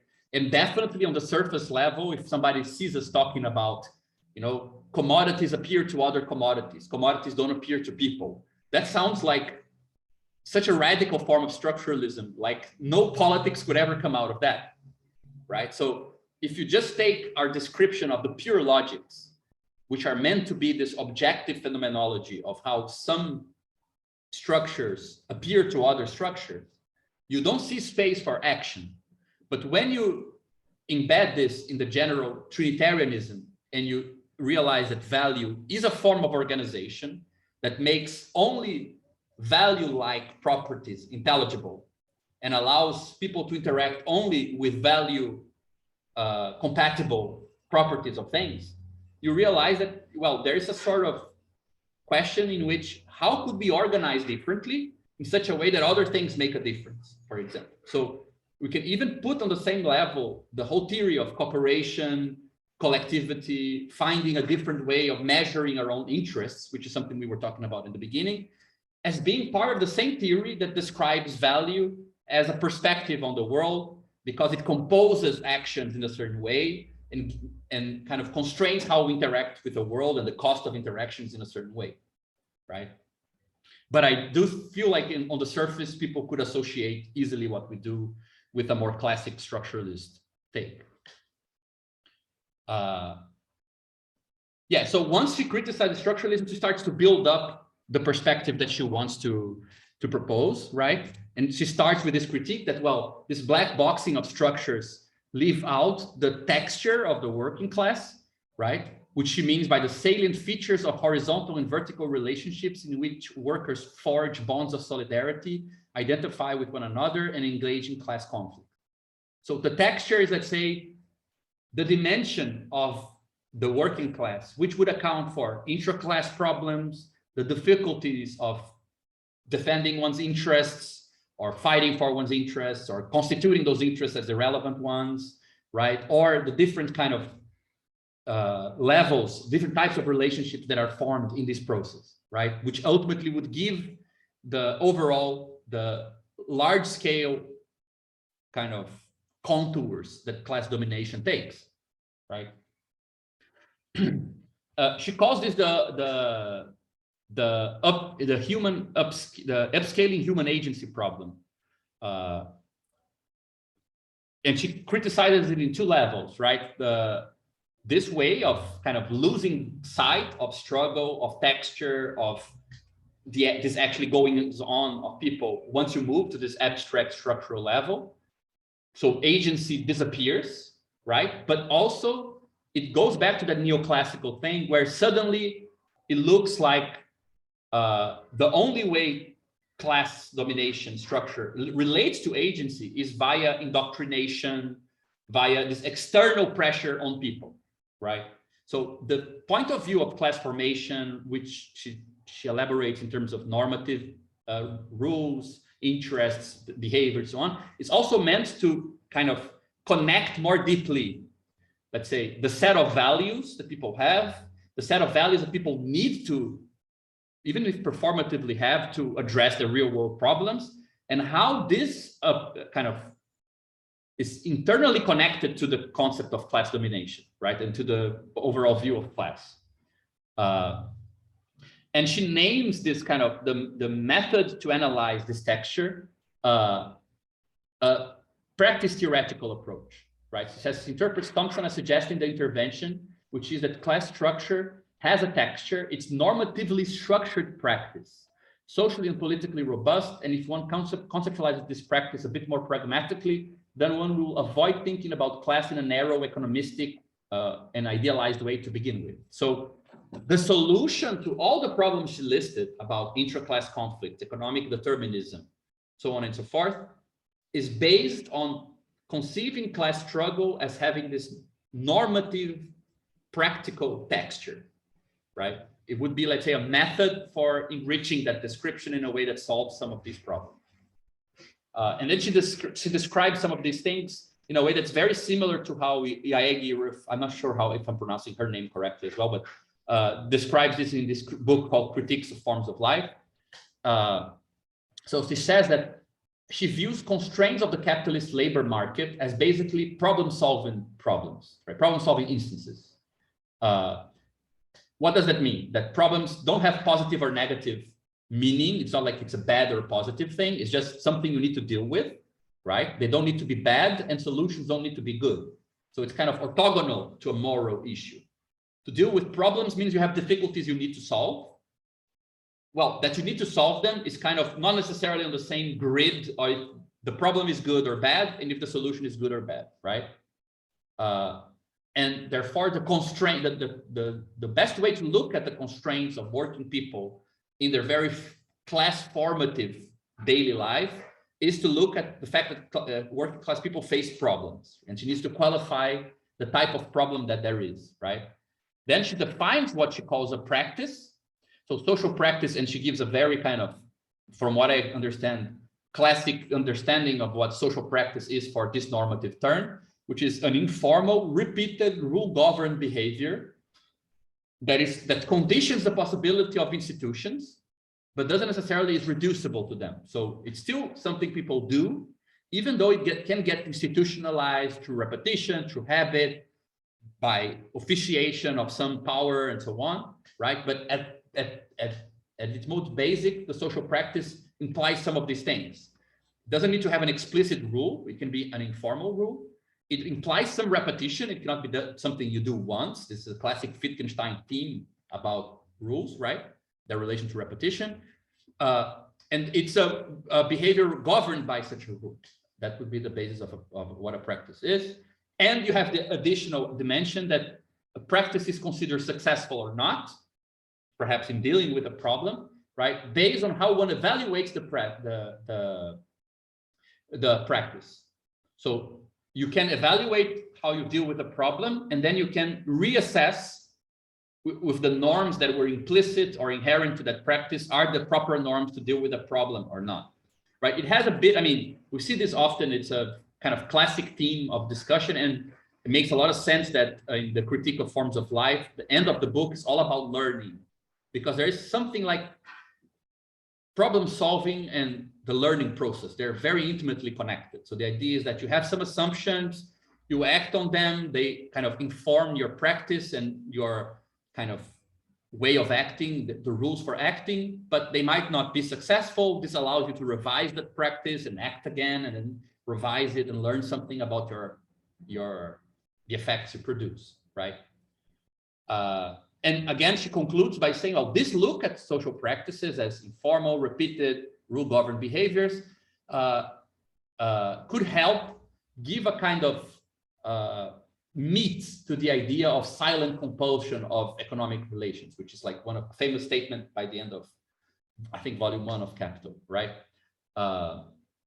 So normative resources are not outside of actions that pretend to solve problems, sheds a different light on the shared constraints of labor market dependency and competition amongst working people, right? So that people compete in the working, on the labor market, and there are fewer jobs. They need to, suddenly the problem solving of getting a job connects at the normative level, right? What you ought to do, how you ought to act, regardless of what you think. The axis of dispersion, competition, domination within the working class, and the axis of domination between classes, right? If I'm fighting for a job with a fellow worker, there is a level of competition amongst workers on one axis, while there is a level of domination at another axis, right? So these things start getting more mutually conditioned, right? And then again, she will expand this to say social differences amongst workers that concerns theories of race and gender continue to emerge from previous attempts to resolve the problem incurred by the shared constraint. Racism and sexism have a class character in capitalist societies, regardless of whether capitalism is their original source or cause, right? Which goes back to what we were saying, right? And then she gets to the part that I thought was really, really productive for us, because I find it such an elegant way of defining what a worker is. Which is not simply based on labor power, and it's the origin for that little distinctions of class that I made in our diagram, because she says, well, what then is specific about class from what we've been seeing? She gives some examples about part-time and full-time, like workers having to decide between a company changing its internal regime to have part-time workers or not, this skilling and things like this. She gives some examples and then she concludes, sum up, class is a condition of collective vulnerability amongst individuals to both share constraints and to one another. So the very being, or the very, let's say, essence of what it means to talk about class domination is to talk about this form of harm, which is a vulnerability to constraints which other workers also share, but also ways that workers constrain you, right? So workers are vulnerable to arbitrary power of employers and depend on one another to mediate that power. Yet both the objective constraints of the labor market and functional norms of market competition inhibit workers' capacity for self-organization. So it's that mixture of you need others to be able to solve problems concerning the labor market, but the labor market constrains your capacity to depend on others to solve problems in the labor market. Right, so capitalism continuously undermines capacities that are necessary, if not sufficient, for collective self-determination. And then she gives this nice definition, which is, in my account, if one confronts dependency on the labor market as a problem, and one depends on collective action to address it, then one is working class. I like this because you see, again, it's a Lego definition, not a Playmobil definition, right? It's a Lego definition because the conditional is not defined in terms of class, but it leads to class distinctions, right? So if, I don't care who you are, but if you depend on the labor market, that dependency is a problem that you need to solve. And you depend on collective action to address that problem, then you're localizing the working class, rather than the inverse. You define the working class and then you describe it, right?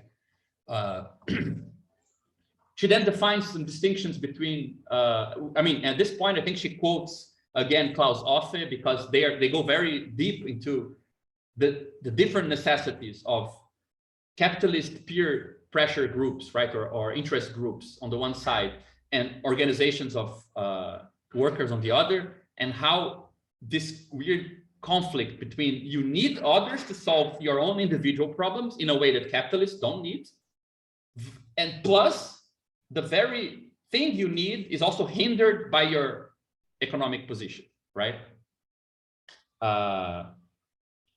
So there's a lot of upshots to this definition. The first one is it's able to accommodate changes to the job profile and demographics of labor market, because it doesn't rely on the labor regime or manifestation of class consciousness within it to identify who is a worker. So you don't need to look for people who think of themselves as workers to find the working class. You can look for this sort of normative impasse, right? I would need to depend on others to solve the problem that I have of my dependency to employment. But that very relation of employment bars that I could rely on others to solve it. It has the other advantage that you don't need to be actively working to be defined as part of the working class. So reproductive labor that reproduces life in terms of housework, child rearing, emotional support, it can be done outside of work, and families organize who does this labor by considering the relative market competitiveness of family members. In this sense, it is collectively aiding one another to deal with a market constraint. So you can define members of working class families as working class from this definition, even if they're not part of the formal labor market. So it's not the wage labor contract in itself and the parties of that contract that are defining who is a worker, right? But the sort of problem that the wage labor contract poses and what options you have to solve it. So you can very much receive a salary. You can be a wage worker in some abstract sense, but social conditions are such that you don't rely on anyone to solve the problems that this sort of relation to the labor market poses. And that would put you in a different position, right? So something slightly different goes on here than simply taking, having to have a clear concept of labor, power, labor contract, wage labor, and then localizing a group based on it. It's a much more dynamic description based, let's say, not so much on what the labor contract makes clear, but on everything that remains invisible, which is all the collective cooperative thing that needs to go on so that you can actually appear as if you're just selling your labor power. Right, so that's why I feel like it's going very much in the direction of this thing here that I added to the concept of class here. Where is it? Where there's something of what is below what we call the sites in a commodity logic, right? There's something about, I mean, if you just take, for example, property and commodity. Well, you're as the proprietor of labor power, commodities nor the state care if the path that takes from your wage to the subsistence of the worker who is the responsible for that wage contract and who's actually spending time in work, if that circuit involves other people, that's totally invisibilized, it's not paid for, it's not accounted for, it's not necessary to be accounted for. And it's also codified by gendered, patriarchal, sexual divisions of labor and reproductive labor, right? So what she's saying is to the proposal to define class in a way that takes that thing that is on top of, right, it's visible and mixes it with the invisible path you need to take to make that problem that is visible solvable. Okay, I said it in the weirdest way, but I hope it makes any sense, right? And then she says, well, this is why from the point of view of workers, unemployment, underemployment, or diminished position within the labor market is a perpetual threat. So it defines the very nature of the threat. I find this actually very, not only is it a good contemporary definition, like it holds to contemporary analysis of, you know, decomposition of the class as we knew it and things like this, but it's also very good because if you read the chapter on the law of accumulation in the volume 1 of Capital, actually Marx is quite clear in saying that, you know, if you want to look at the basis of the working class, you cannot look at the active labor population, nor even at the reserve army of labor. You need to look at the pauperized underlying group, which is actually the group that is receiving more people with time and time. That's actually, let's say, the encompassing term, right? So unemployment is actually a condition for employment and not inverse. And then she says, well, because of this, collectively, workers face a contradictory reality. They face a set of structural dynamics in which competition amongst capitals differentiates them by skill level, job classification, level of productivity, but they also must rely on one another to shift the burden of labor market competition amongst themselves.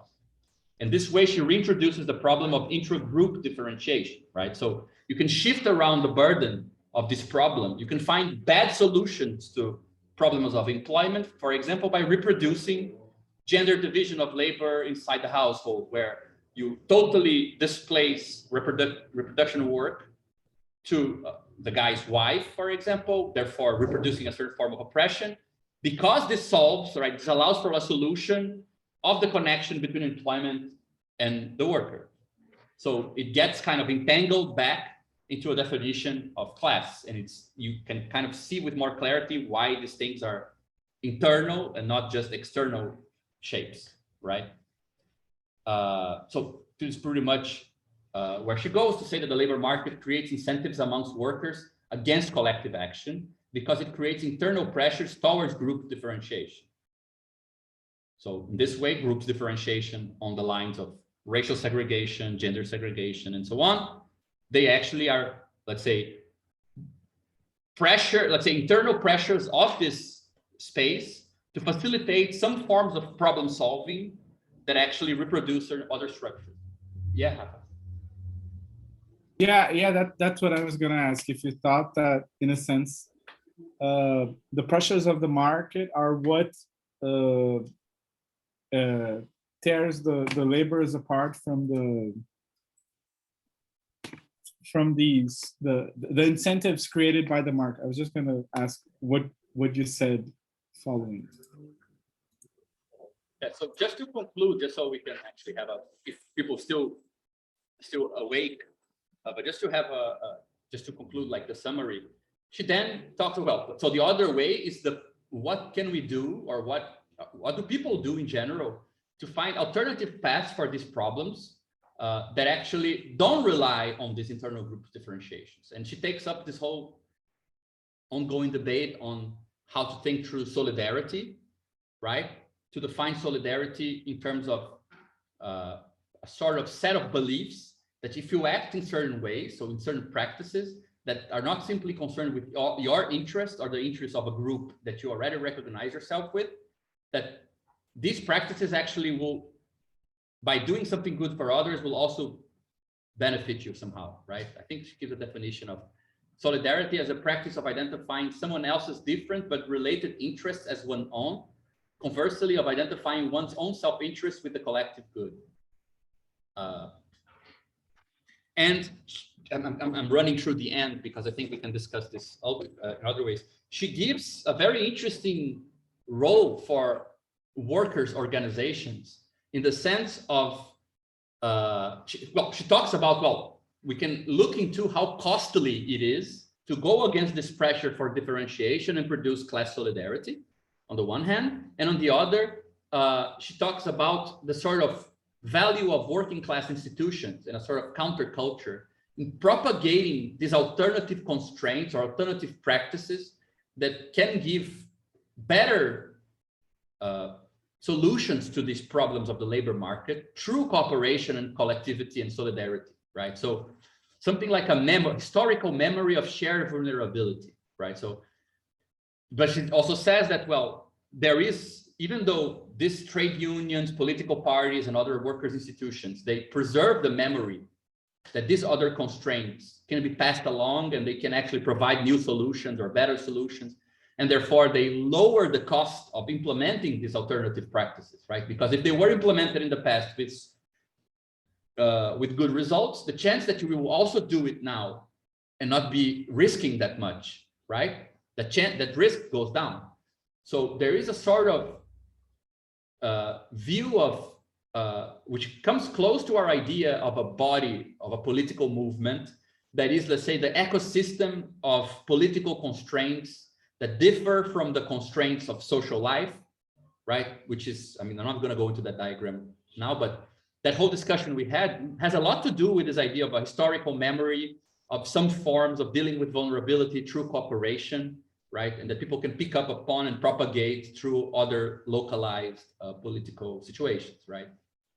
But she ends more, let's say, on the point of, yeah, we can now also talk about how solidarity is costly and starting these things are costly. And there is a class itself is the top. I mean, class domination is itself part of the reason, or the conceptual category help us analyze why class solidarity is so difficult, right?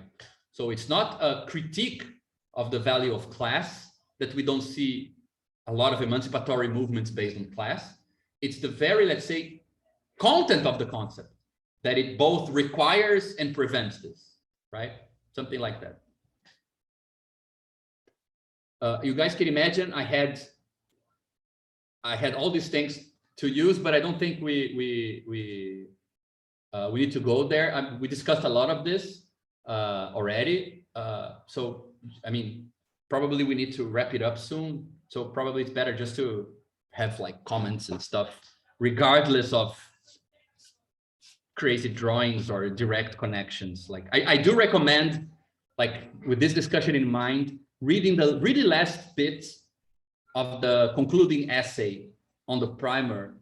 Like the last section is, I forget how it's called. It analyzes a bit of the discussion of class in Marx to suggest that part of the reason why Marx is not really satisfied with the things that he's saying is that the most kind of consistent concept of class implies something which is below the purview of capitalist relations. It requires you to take into account this kind of invisible logic of collective organization that is enclosed by the labor commodity, but not directly participates in the commodity world, right? I also, just on a side point, like if we do go into this discussion of normativity, problem solving, the surrogate reasoning guys I was talking about a couple of weeks ago, they have a really interesting theory of how to think problems in set theoretical way, like this sort of pragmatic analysis and so on. And I do think a really good case could be made that there is a connection between problems and what Badiou calls multiples at the edge of the void, where you know how to parse out a situation, which predicates kind of parse things into a good analysis, but then you reach something which is both included in your analysis, but its own content is not. And you need to reach into it to pull some structure out. But, well, if you pull the structure out in a way that simply codifies back to compatibility with the predicate you already had, it's a sort of weak sort of solution, right? If you pull something from inside of it that changes the terms of the problem, you get a stronger sense of a problem solution, right? So we could actually go far into this. Like, I think the connections are actually very interesting. Like, and I mean, people complain that there's no pragmatism in Badiou. Like, if Badiouians would like to respond to that, I think we would have nice tools to do it, Yeah, it would be really nice if Miriam were to present on Iaege's work. I was going to say something here.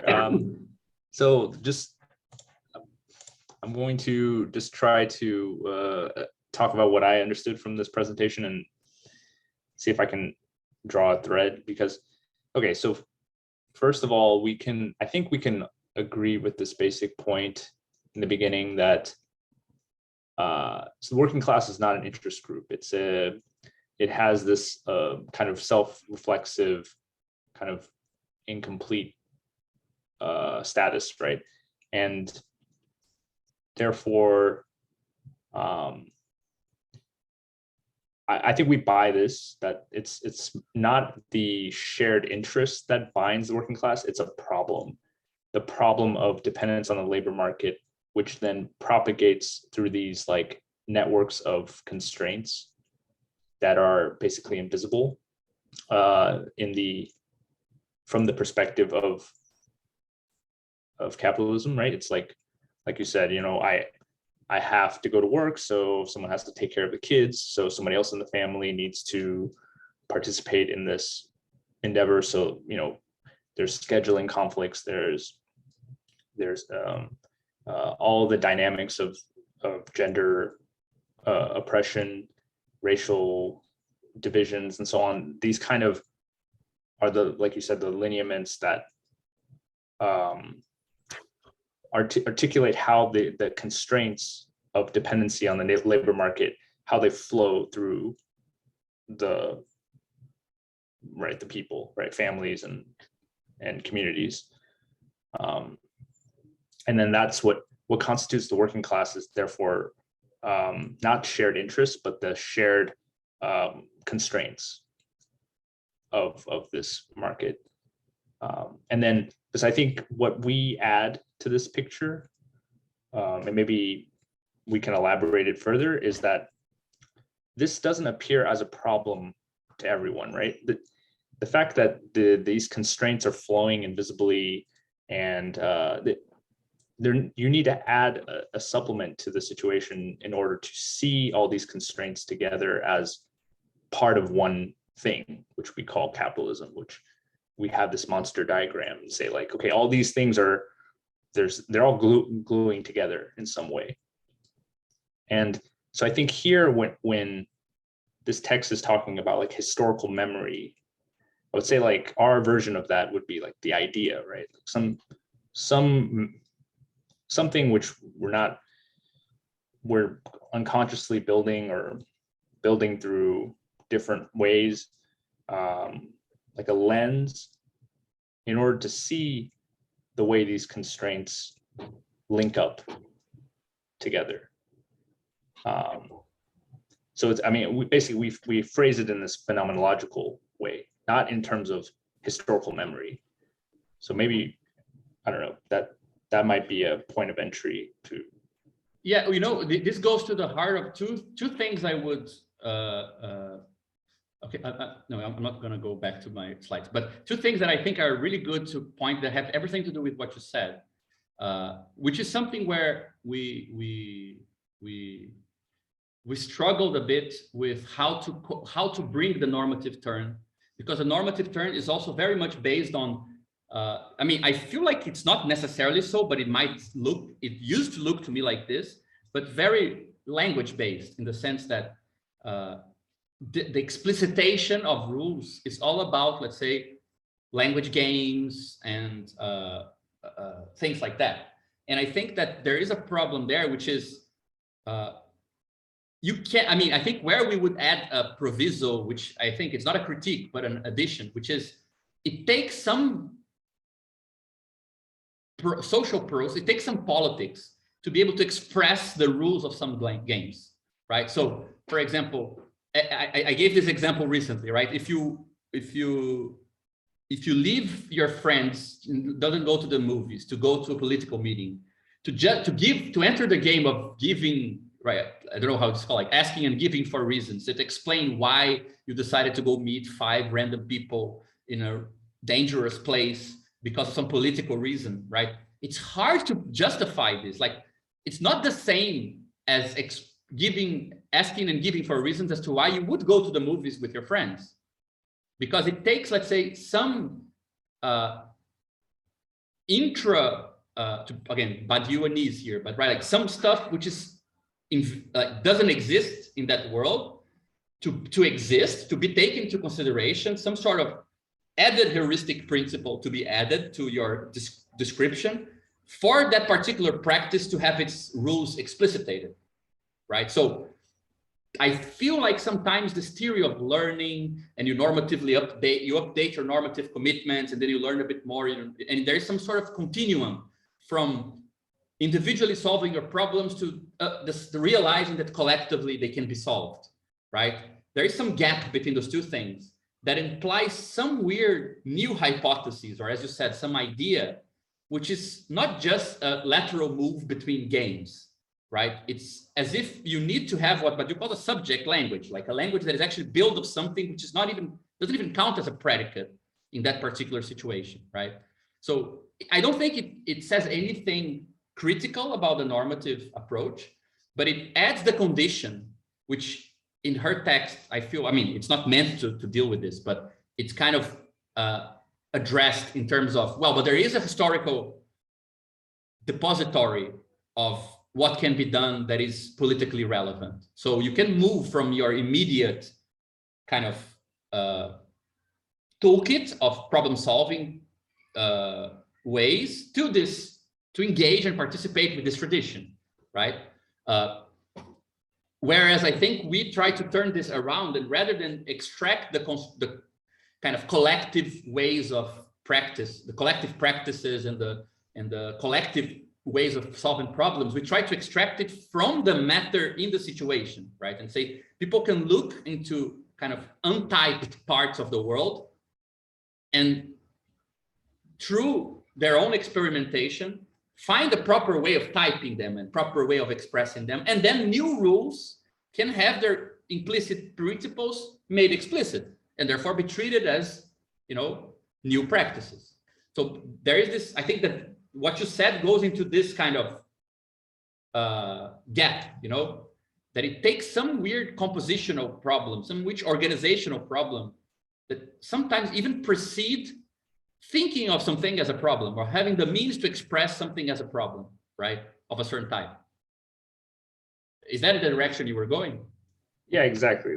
Like being part of a certain organization already lends a different, it's like you can borrow different historical memories, right? Not only your own as an individual, but you can be a part of an organization which then, because of how it's structured, because of the distribution of responsibilities and the distribution of power within that organization, the way it's different from the outside world, that can unlock a different set of ways of relating to things, right? So a different historical memory or a different idea, which then allows you to see the constraints in your own life differently.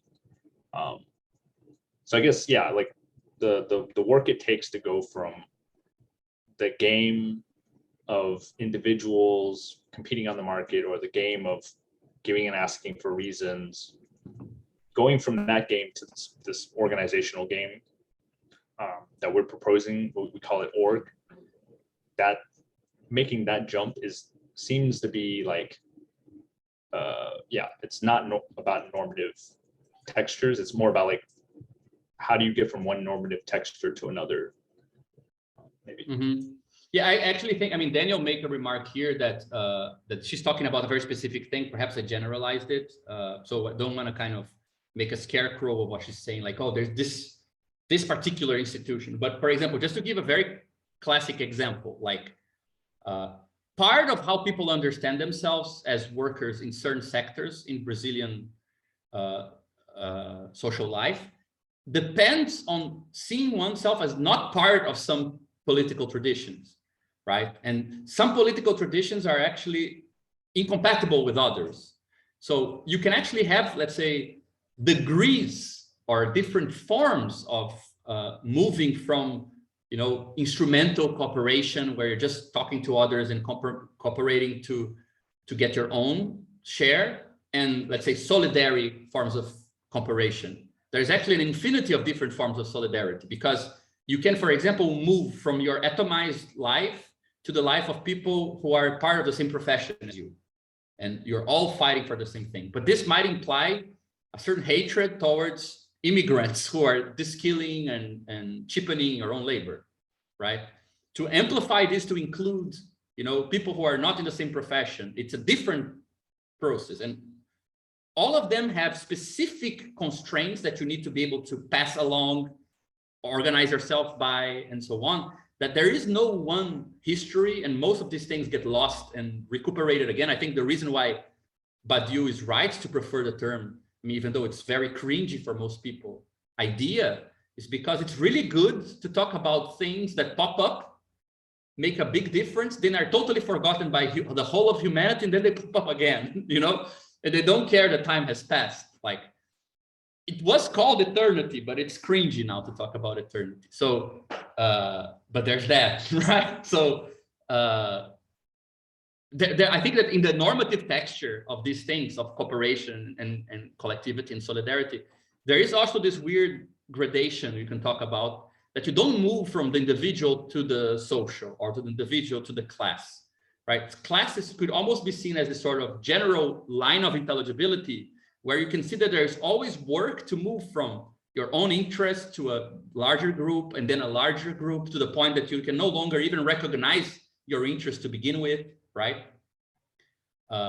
People who organize with couriers in Brazil sometimes are, I don't know, journalists, lawyers. Like, you're organizing with people where the relation between what they are doing, their improvements, and your connection is so loose that almost only the desire to experience something collective that is not predicated on belonging to the same interest group is the guiding principle, you know? It's very hard to explicitate the rule of that game in a socially understandable way that others can also act upon.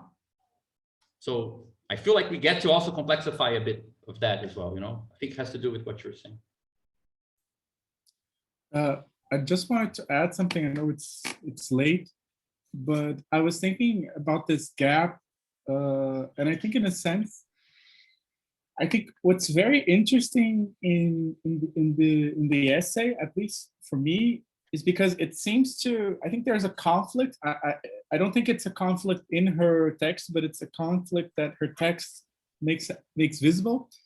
Is that, in a sense, if you try to describe these issues in a normative structure, in these normative structures or whatever, there is a tendency to fall into an individualistic point of view.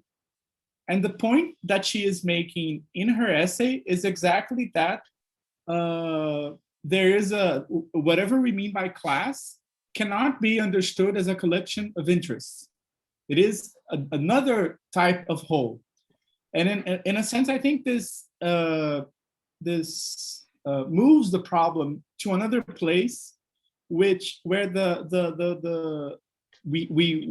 when we're trying to think the normatives, when we try to adapt maybe these normative redescriptions of actions and organizations, it seems that since our building blocks are from the start social,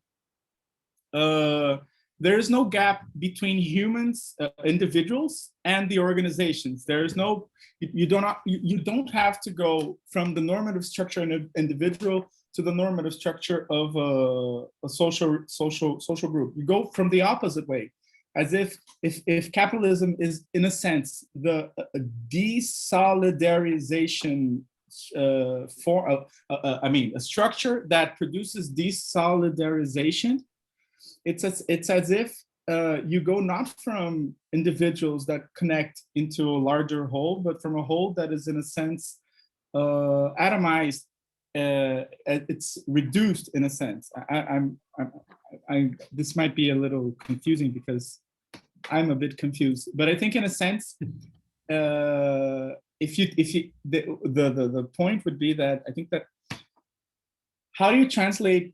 My question would be translating these forms of conceiving individuals that act through imperatives and normative constraints, to put the Anglo-American philosophy language.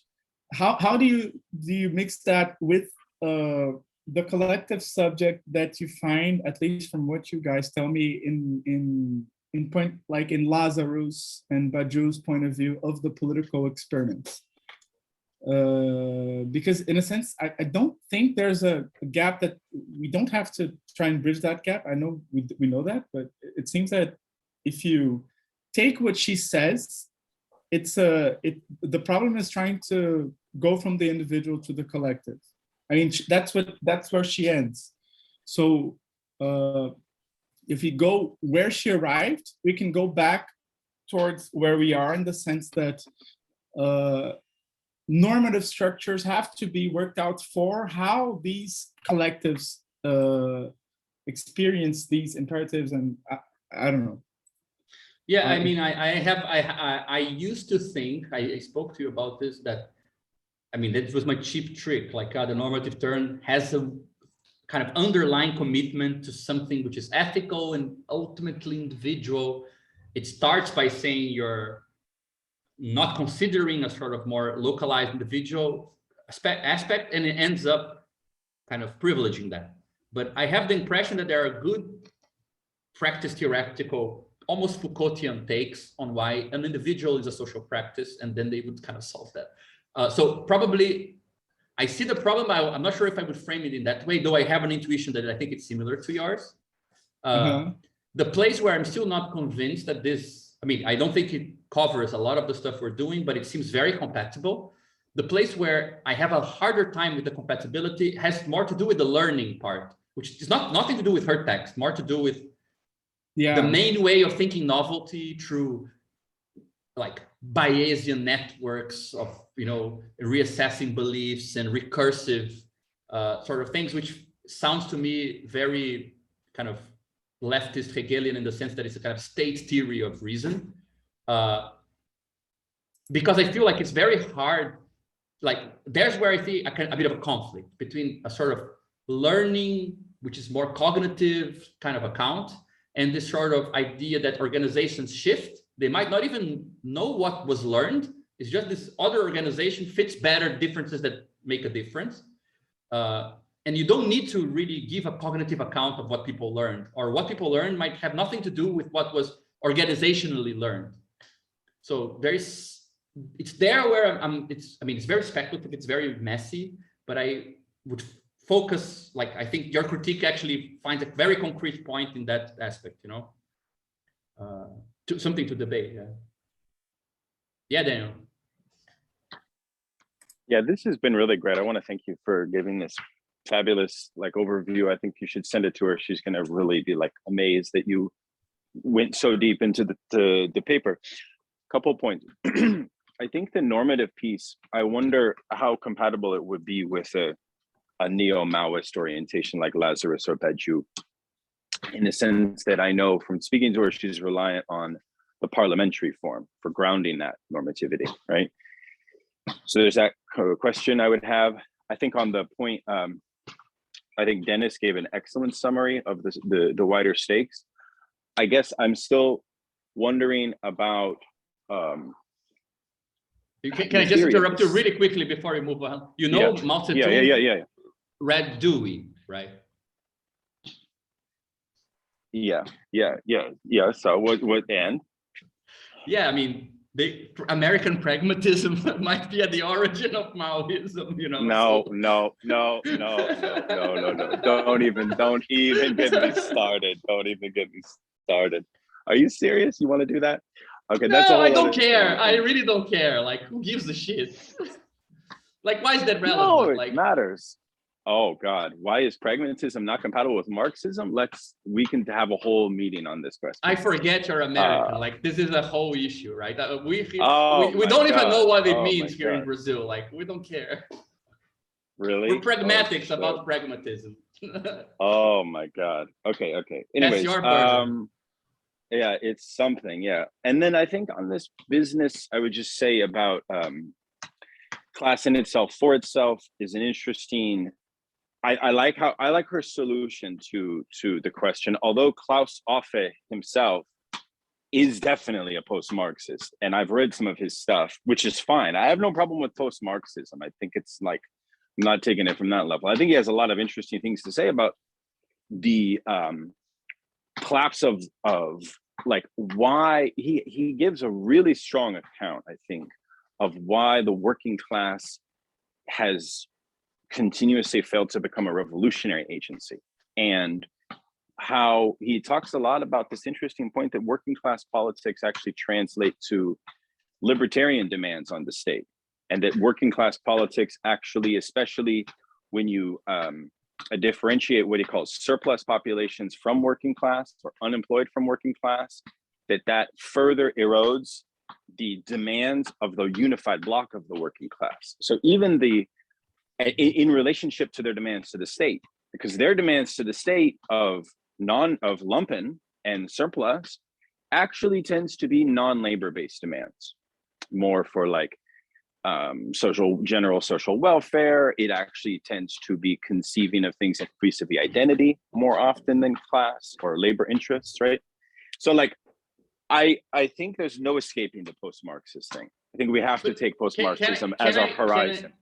Can I ask you for a distinction that I think would clarify the discussion? Like, can you distinguish to me furthering Marxism from being a post-Marxist? Like, where do you draw the line between people who are no longer Marxists, are post-Marxists? So therefore I mean, it's a bit depreciative in your, it seems, right? Versus furthering Marxism. Like, how do we tell those things apart? Yeah. I actually don't have a strong view on that, because I think that post-Marxism itself is addressing something which must be taken seriously by Marxists. Where I think the main difference resides would be in the praxeological consequences between Marxism and post-Marxism, right? Which is like there are certain like a reservoir of truths of Marxist praxis that I think that post-Marxists can quite easily abandon, right? That and we can examine like what they would abandon. But I would say it's probably in that domain on the one hand. I don't know. On the other hand, I'm not even really convinced of the strength of saying, oh, well, we must remain steadfastly orthodox Marxist. I don't really think that actually gives us much. There's not much coherence in that, in part because orthodox Marxism as a practice is not bound up with many political movements today. So I'm comfortable with the post-Marxist category as long as we're honest about its limitations, right? So I think that we all must kind of face up to limitations, but also ask what have the last few decades actually delivered in the world of post-Marxist But practice. just one question, like, are you saying that the things that you feel like her concept of class is post-Marxist? Are you saying that the thing we presented as our own construction is post-Marxist? I mean, it just sounds a bit paranoid because I'm not sure who is the post-Marxist. Like, where is the post-Marxism? My position is we're all post-Marxists, and we're at a precipice of a kind of looking back on a kind of trajectory of a series of kind of, I don't know, political catastrophes and theoretical You know what I deadlocks. love is that probably if we ask everyone is going to call themselves Marxists, and in the end, you're the only one who is a post-Marxist. Like, it's going to start asking people who are still here. They are going to say, "No, I'm a Marxist," and then you're the only post-Marxist. You are the killer in the detective game. You know. No, this is a big question. I'm not giving this a clear answer, but like it's a big debate. I don't know. Like, yeah, go ahead, please. I always wonder, these debates on Marxism and post-Marxism, they seem too restricted to America in some sense. I don't think these discussions are really happening here in this sense that there is Daniel, this come to precedent. Brazil, man. Come to Brazil. Yeah, class structures are all over the place here. Nobody, class has always mattered here. So I think it's a good trip. You're gonna be Because like, this is a dissonance that I feel from over here, because I really love Lillian's text. I mean, I think it really frames some questions in a way that really opened up. But I mean, I just don't see it. I don't know if it's the effect of the peripherization of work that brought it all over here. But seriously, it's like it's a different world. I mean, there's no Nietzsche influence in that sense. I think that there is in America. I mean, I do think that what you're going at, it's really real. These structures, they're all over the place. I just don't think that they make sense over here. Because in a sense, it's like we are all, it's like I would say that we are all in the Peronian sense, that like we are all Marxists. I mean, there are many different kinds of Marxists, but when push comes to shove, I don't think anybody will be saying that the class structures don't matter, or that they aren't, in a sense. Because I mean, no. I totally agree, Raphael. I'm saying when we're all post-Marxist, what I mean is, it's a bit of a tongue-in-cheek point. Of course, it's a facing up of the sense in which the teleology of Marxism did not occur in the way that it was supposed to, which is obviously well known. And then, of course, we can go back and say, well, was Marx even a teleologist? And say, oh, well, actually, he wasn't.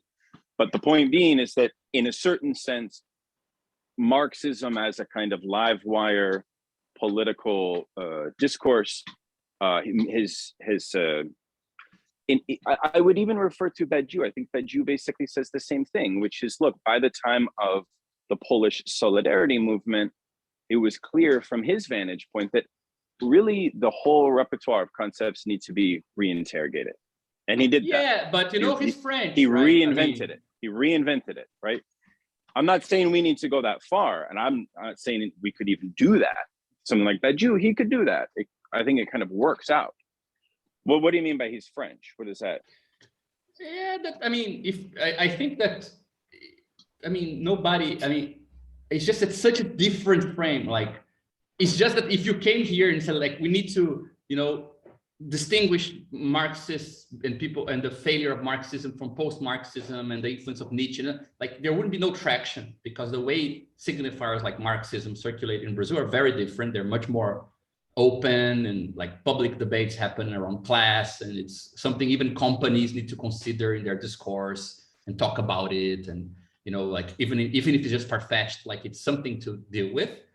So there is a bit of a distinction just in the social frame. And I mean, the emptying out of, you know, class politics it's explainable by in the first world, is explainable by the peripherization thesis, while it was perhaps even overblown in places like Brazil, even things that had nothing to do with class. We spoke of class, right? Like, even like conciliatory governments, the way we described them were like class struggle, you know? So we have an overinflation of it. You guys have so something shifted. It didn't disappear. So when you talk about this waning of class and Marxism and so on, again, yeah. I think you're describing a temporal phenomena that's actually a spatial phenomena. Spatially, it just probably shifted. And yeah. So just go, you know, come here over for some holidays, and I think that you'll be very happy to see that, you know, like, come to Rio, paradise. Come to Rio. It's conceptual tourism. There is sexual tourism and conceptual tourism. Just to have like discussions of class with like the largest trade unions in the world, you know. Come to So Santa funny. Teresa, Daniel. Oh my God, this is amazing. It doesn't change anything, but just one serious point, like what I see Badiou doing that is actually relevant, which is not that relevant. I mean, I don't think it's that relevant, his political claims, because if it's politically situated, it has to do with like his political work in France that time. It's going to be determined by that. And if in France in that time, those categories are not functional politically, then yeah, you should do something else. But that's very site specific, right? What I do think it's totally new about his idea is that he's separating Marxist, communist, emancipatory politics from any one set of doctrine and saying that, well, we should conceive of this Marxist, whatever it is, as something that can revitalize itself without having to call it post whatever, right? I mean, that's why I think he prefers the term communist to Marxist. Unfortunately, Marxism was associated with a set of statements, whereas communism is not. It can actually revitalize its own statement. So, but ultimately, we should be embarrassed when something we consider to be true cannot withstand the test of scholarly debate. Like people change the names. Now it's past, it's no longer meaningful. Like it makes no sense, right? I mean, if it's true, it should update itself and change itself and remain the same, right? Fundamentally. So let's drop the post-Marxist be a Platonist. Drop the Plato Marxist rather than post-Marxist. I actually agree with Lukács in What is Orthodox Marxism when he says that even if like some descriptions that Marx develops in his mature theory of capital end up to be faulty or to be wrong, the core of Marxism revolves around the praxis and the affirmation of the proletariat as a social theory, as a right, like that kind of affirmation. That's for me, that's my heart, that's my Marxism. Yeah, and I think that I affirm this as the heart. Yeah, but I mean, just be careful with two things. First, there is a metonymy there, because then Lukács could write a second text, the problem of orthodoxy Marxism, saying, you know, even though the praxis of the proletarian or revolutionary subject can also be faulty, there's still some kernel to Marxism, which is not reducible to that. And you could do that infinitely. And I think that would be a good thing, right? I mean, because you end up fetishizing particular forms of politics and saying, well, the theory can change, but the specific type of practice needs to stay the same, which I mean, that's equally problematic. I mean, if there's something that should change, is the practice, and the theory should remain the same. Like the theory should account for why practice looks different in different places, and not the same practice needs different theories to be the same practice, right? Right. And the second, I mean, there is a time where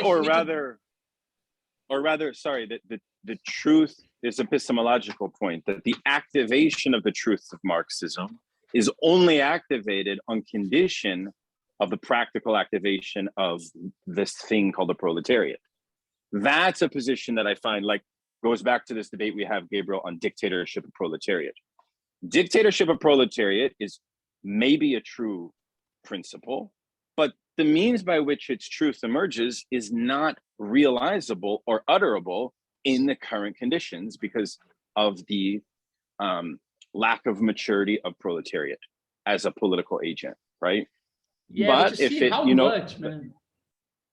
Yeah, man, I don't think after Bolsonaro's government in Brazil, you're going to convince anyone of anything good that starts with the word dictatorship. Like again, it's too much language, too little idea. Like the ideas don't require like a statement like dictatorship, proletarian to be always the same statement, to have the same core, right? So it's still dictatorship or proletariat names something different. And again, I'm happy like that you to go back to the conceptual drawing board. All the dictatorship proletariat names is the negation of the negation. That's all that it names. What it for the proletariat itself. For the proletariat itself, it names a double. It names who a double movement. Tell me one address of one person for which it names that. That's not you.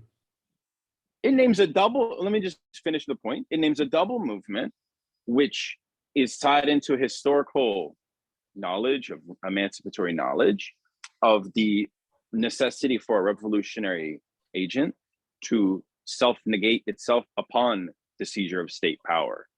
So operation around dealing with what comes after a dialectical movement, right? It's that's what elevates the level of a concept in my estimation.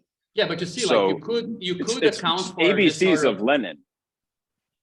Don't Lenin drop me, man. Like you see, like you gave me a conceptual development. Like there is a social situation with the state and a certain social structure, and there is a negation of it, but then there is also a negation of this ruptural moment into something consistent.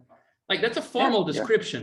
It can take any name, and you should be able to recognize the same idea under different names. I agree. And I really This hope is why that we are all post-Marxists. This is why we're all post-Marxists. Because that's why I agree with that Jew. I mean, it pains me to say that, but I think we agree. Yeah, we agree. I think, yeah, no, sure. Just for the sake of diplomacy, I'm gonna agree because you're an American tourist and we're three Brazilians here. Once you leave, we're just gonna say Americans, man. Like they're so behind history, like they're so lagging behind. But they're late to the end of the world. They're late to the end of the world. I mean, exactly. I mean, when you guys arrive here. Yeah, I just hope, man, that when we're doing like crazy insurrectionist revolution with like precarious workers in Brazil, you don't bring up the words dictatorship of the proletariat and fuck it all up, because people will say, what? I'm not a proletariat. I'm not a category of the 19th century, and I'm not prone of dictatorships. And you know, like people just disband around it. So yeah, just keep it to our group. Unbelievable. That's so funny. Anyway, so much more to be said, and we probably need to break. And I know John and I need to talk if he's available. Yeah, and I'm really embarrassed to actually send this like 3.5 hour long video to Lillian and say, hey Lillian, how about watching 3 and 30? You can edit out all of this nonsense. No, but this is something for posterity. Like we need to. Yeah, it's part of the historical memory. Yeah. Why don't you schedule a meeting and coordinate that exact debate? That would be amazing. Yeah, we can bring up the pragmatism piece. You saw I posted two links on our group on the WhatsApp. Okay. Yeah, well, I'm posting my article on American pragmatism and its interaction with Marxism in the early 20th century. I can share that as well. It's definitely worth considering. But anyways, are we done, or is there more to? Yeah, no, we're done. Yeah, and it's late, guys. Thank you so much for sticking to the end of this really huge thing. If it's okay, Gabriel, John and I are going to stay on real quick because we. Yeah, I think John actually. No, John is here. Okay, I'm here. He's here. Yeah, he's here. Okay. So we're just gonna have a quick conversation. If it's all right, everyone else can bounce, or I guess Gabriel, you're a host. You have to stay. No, I'm just gonna. Sure. Can we de-record? Yeah. We can de-record. Yeah. Just 1 second.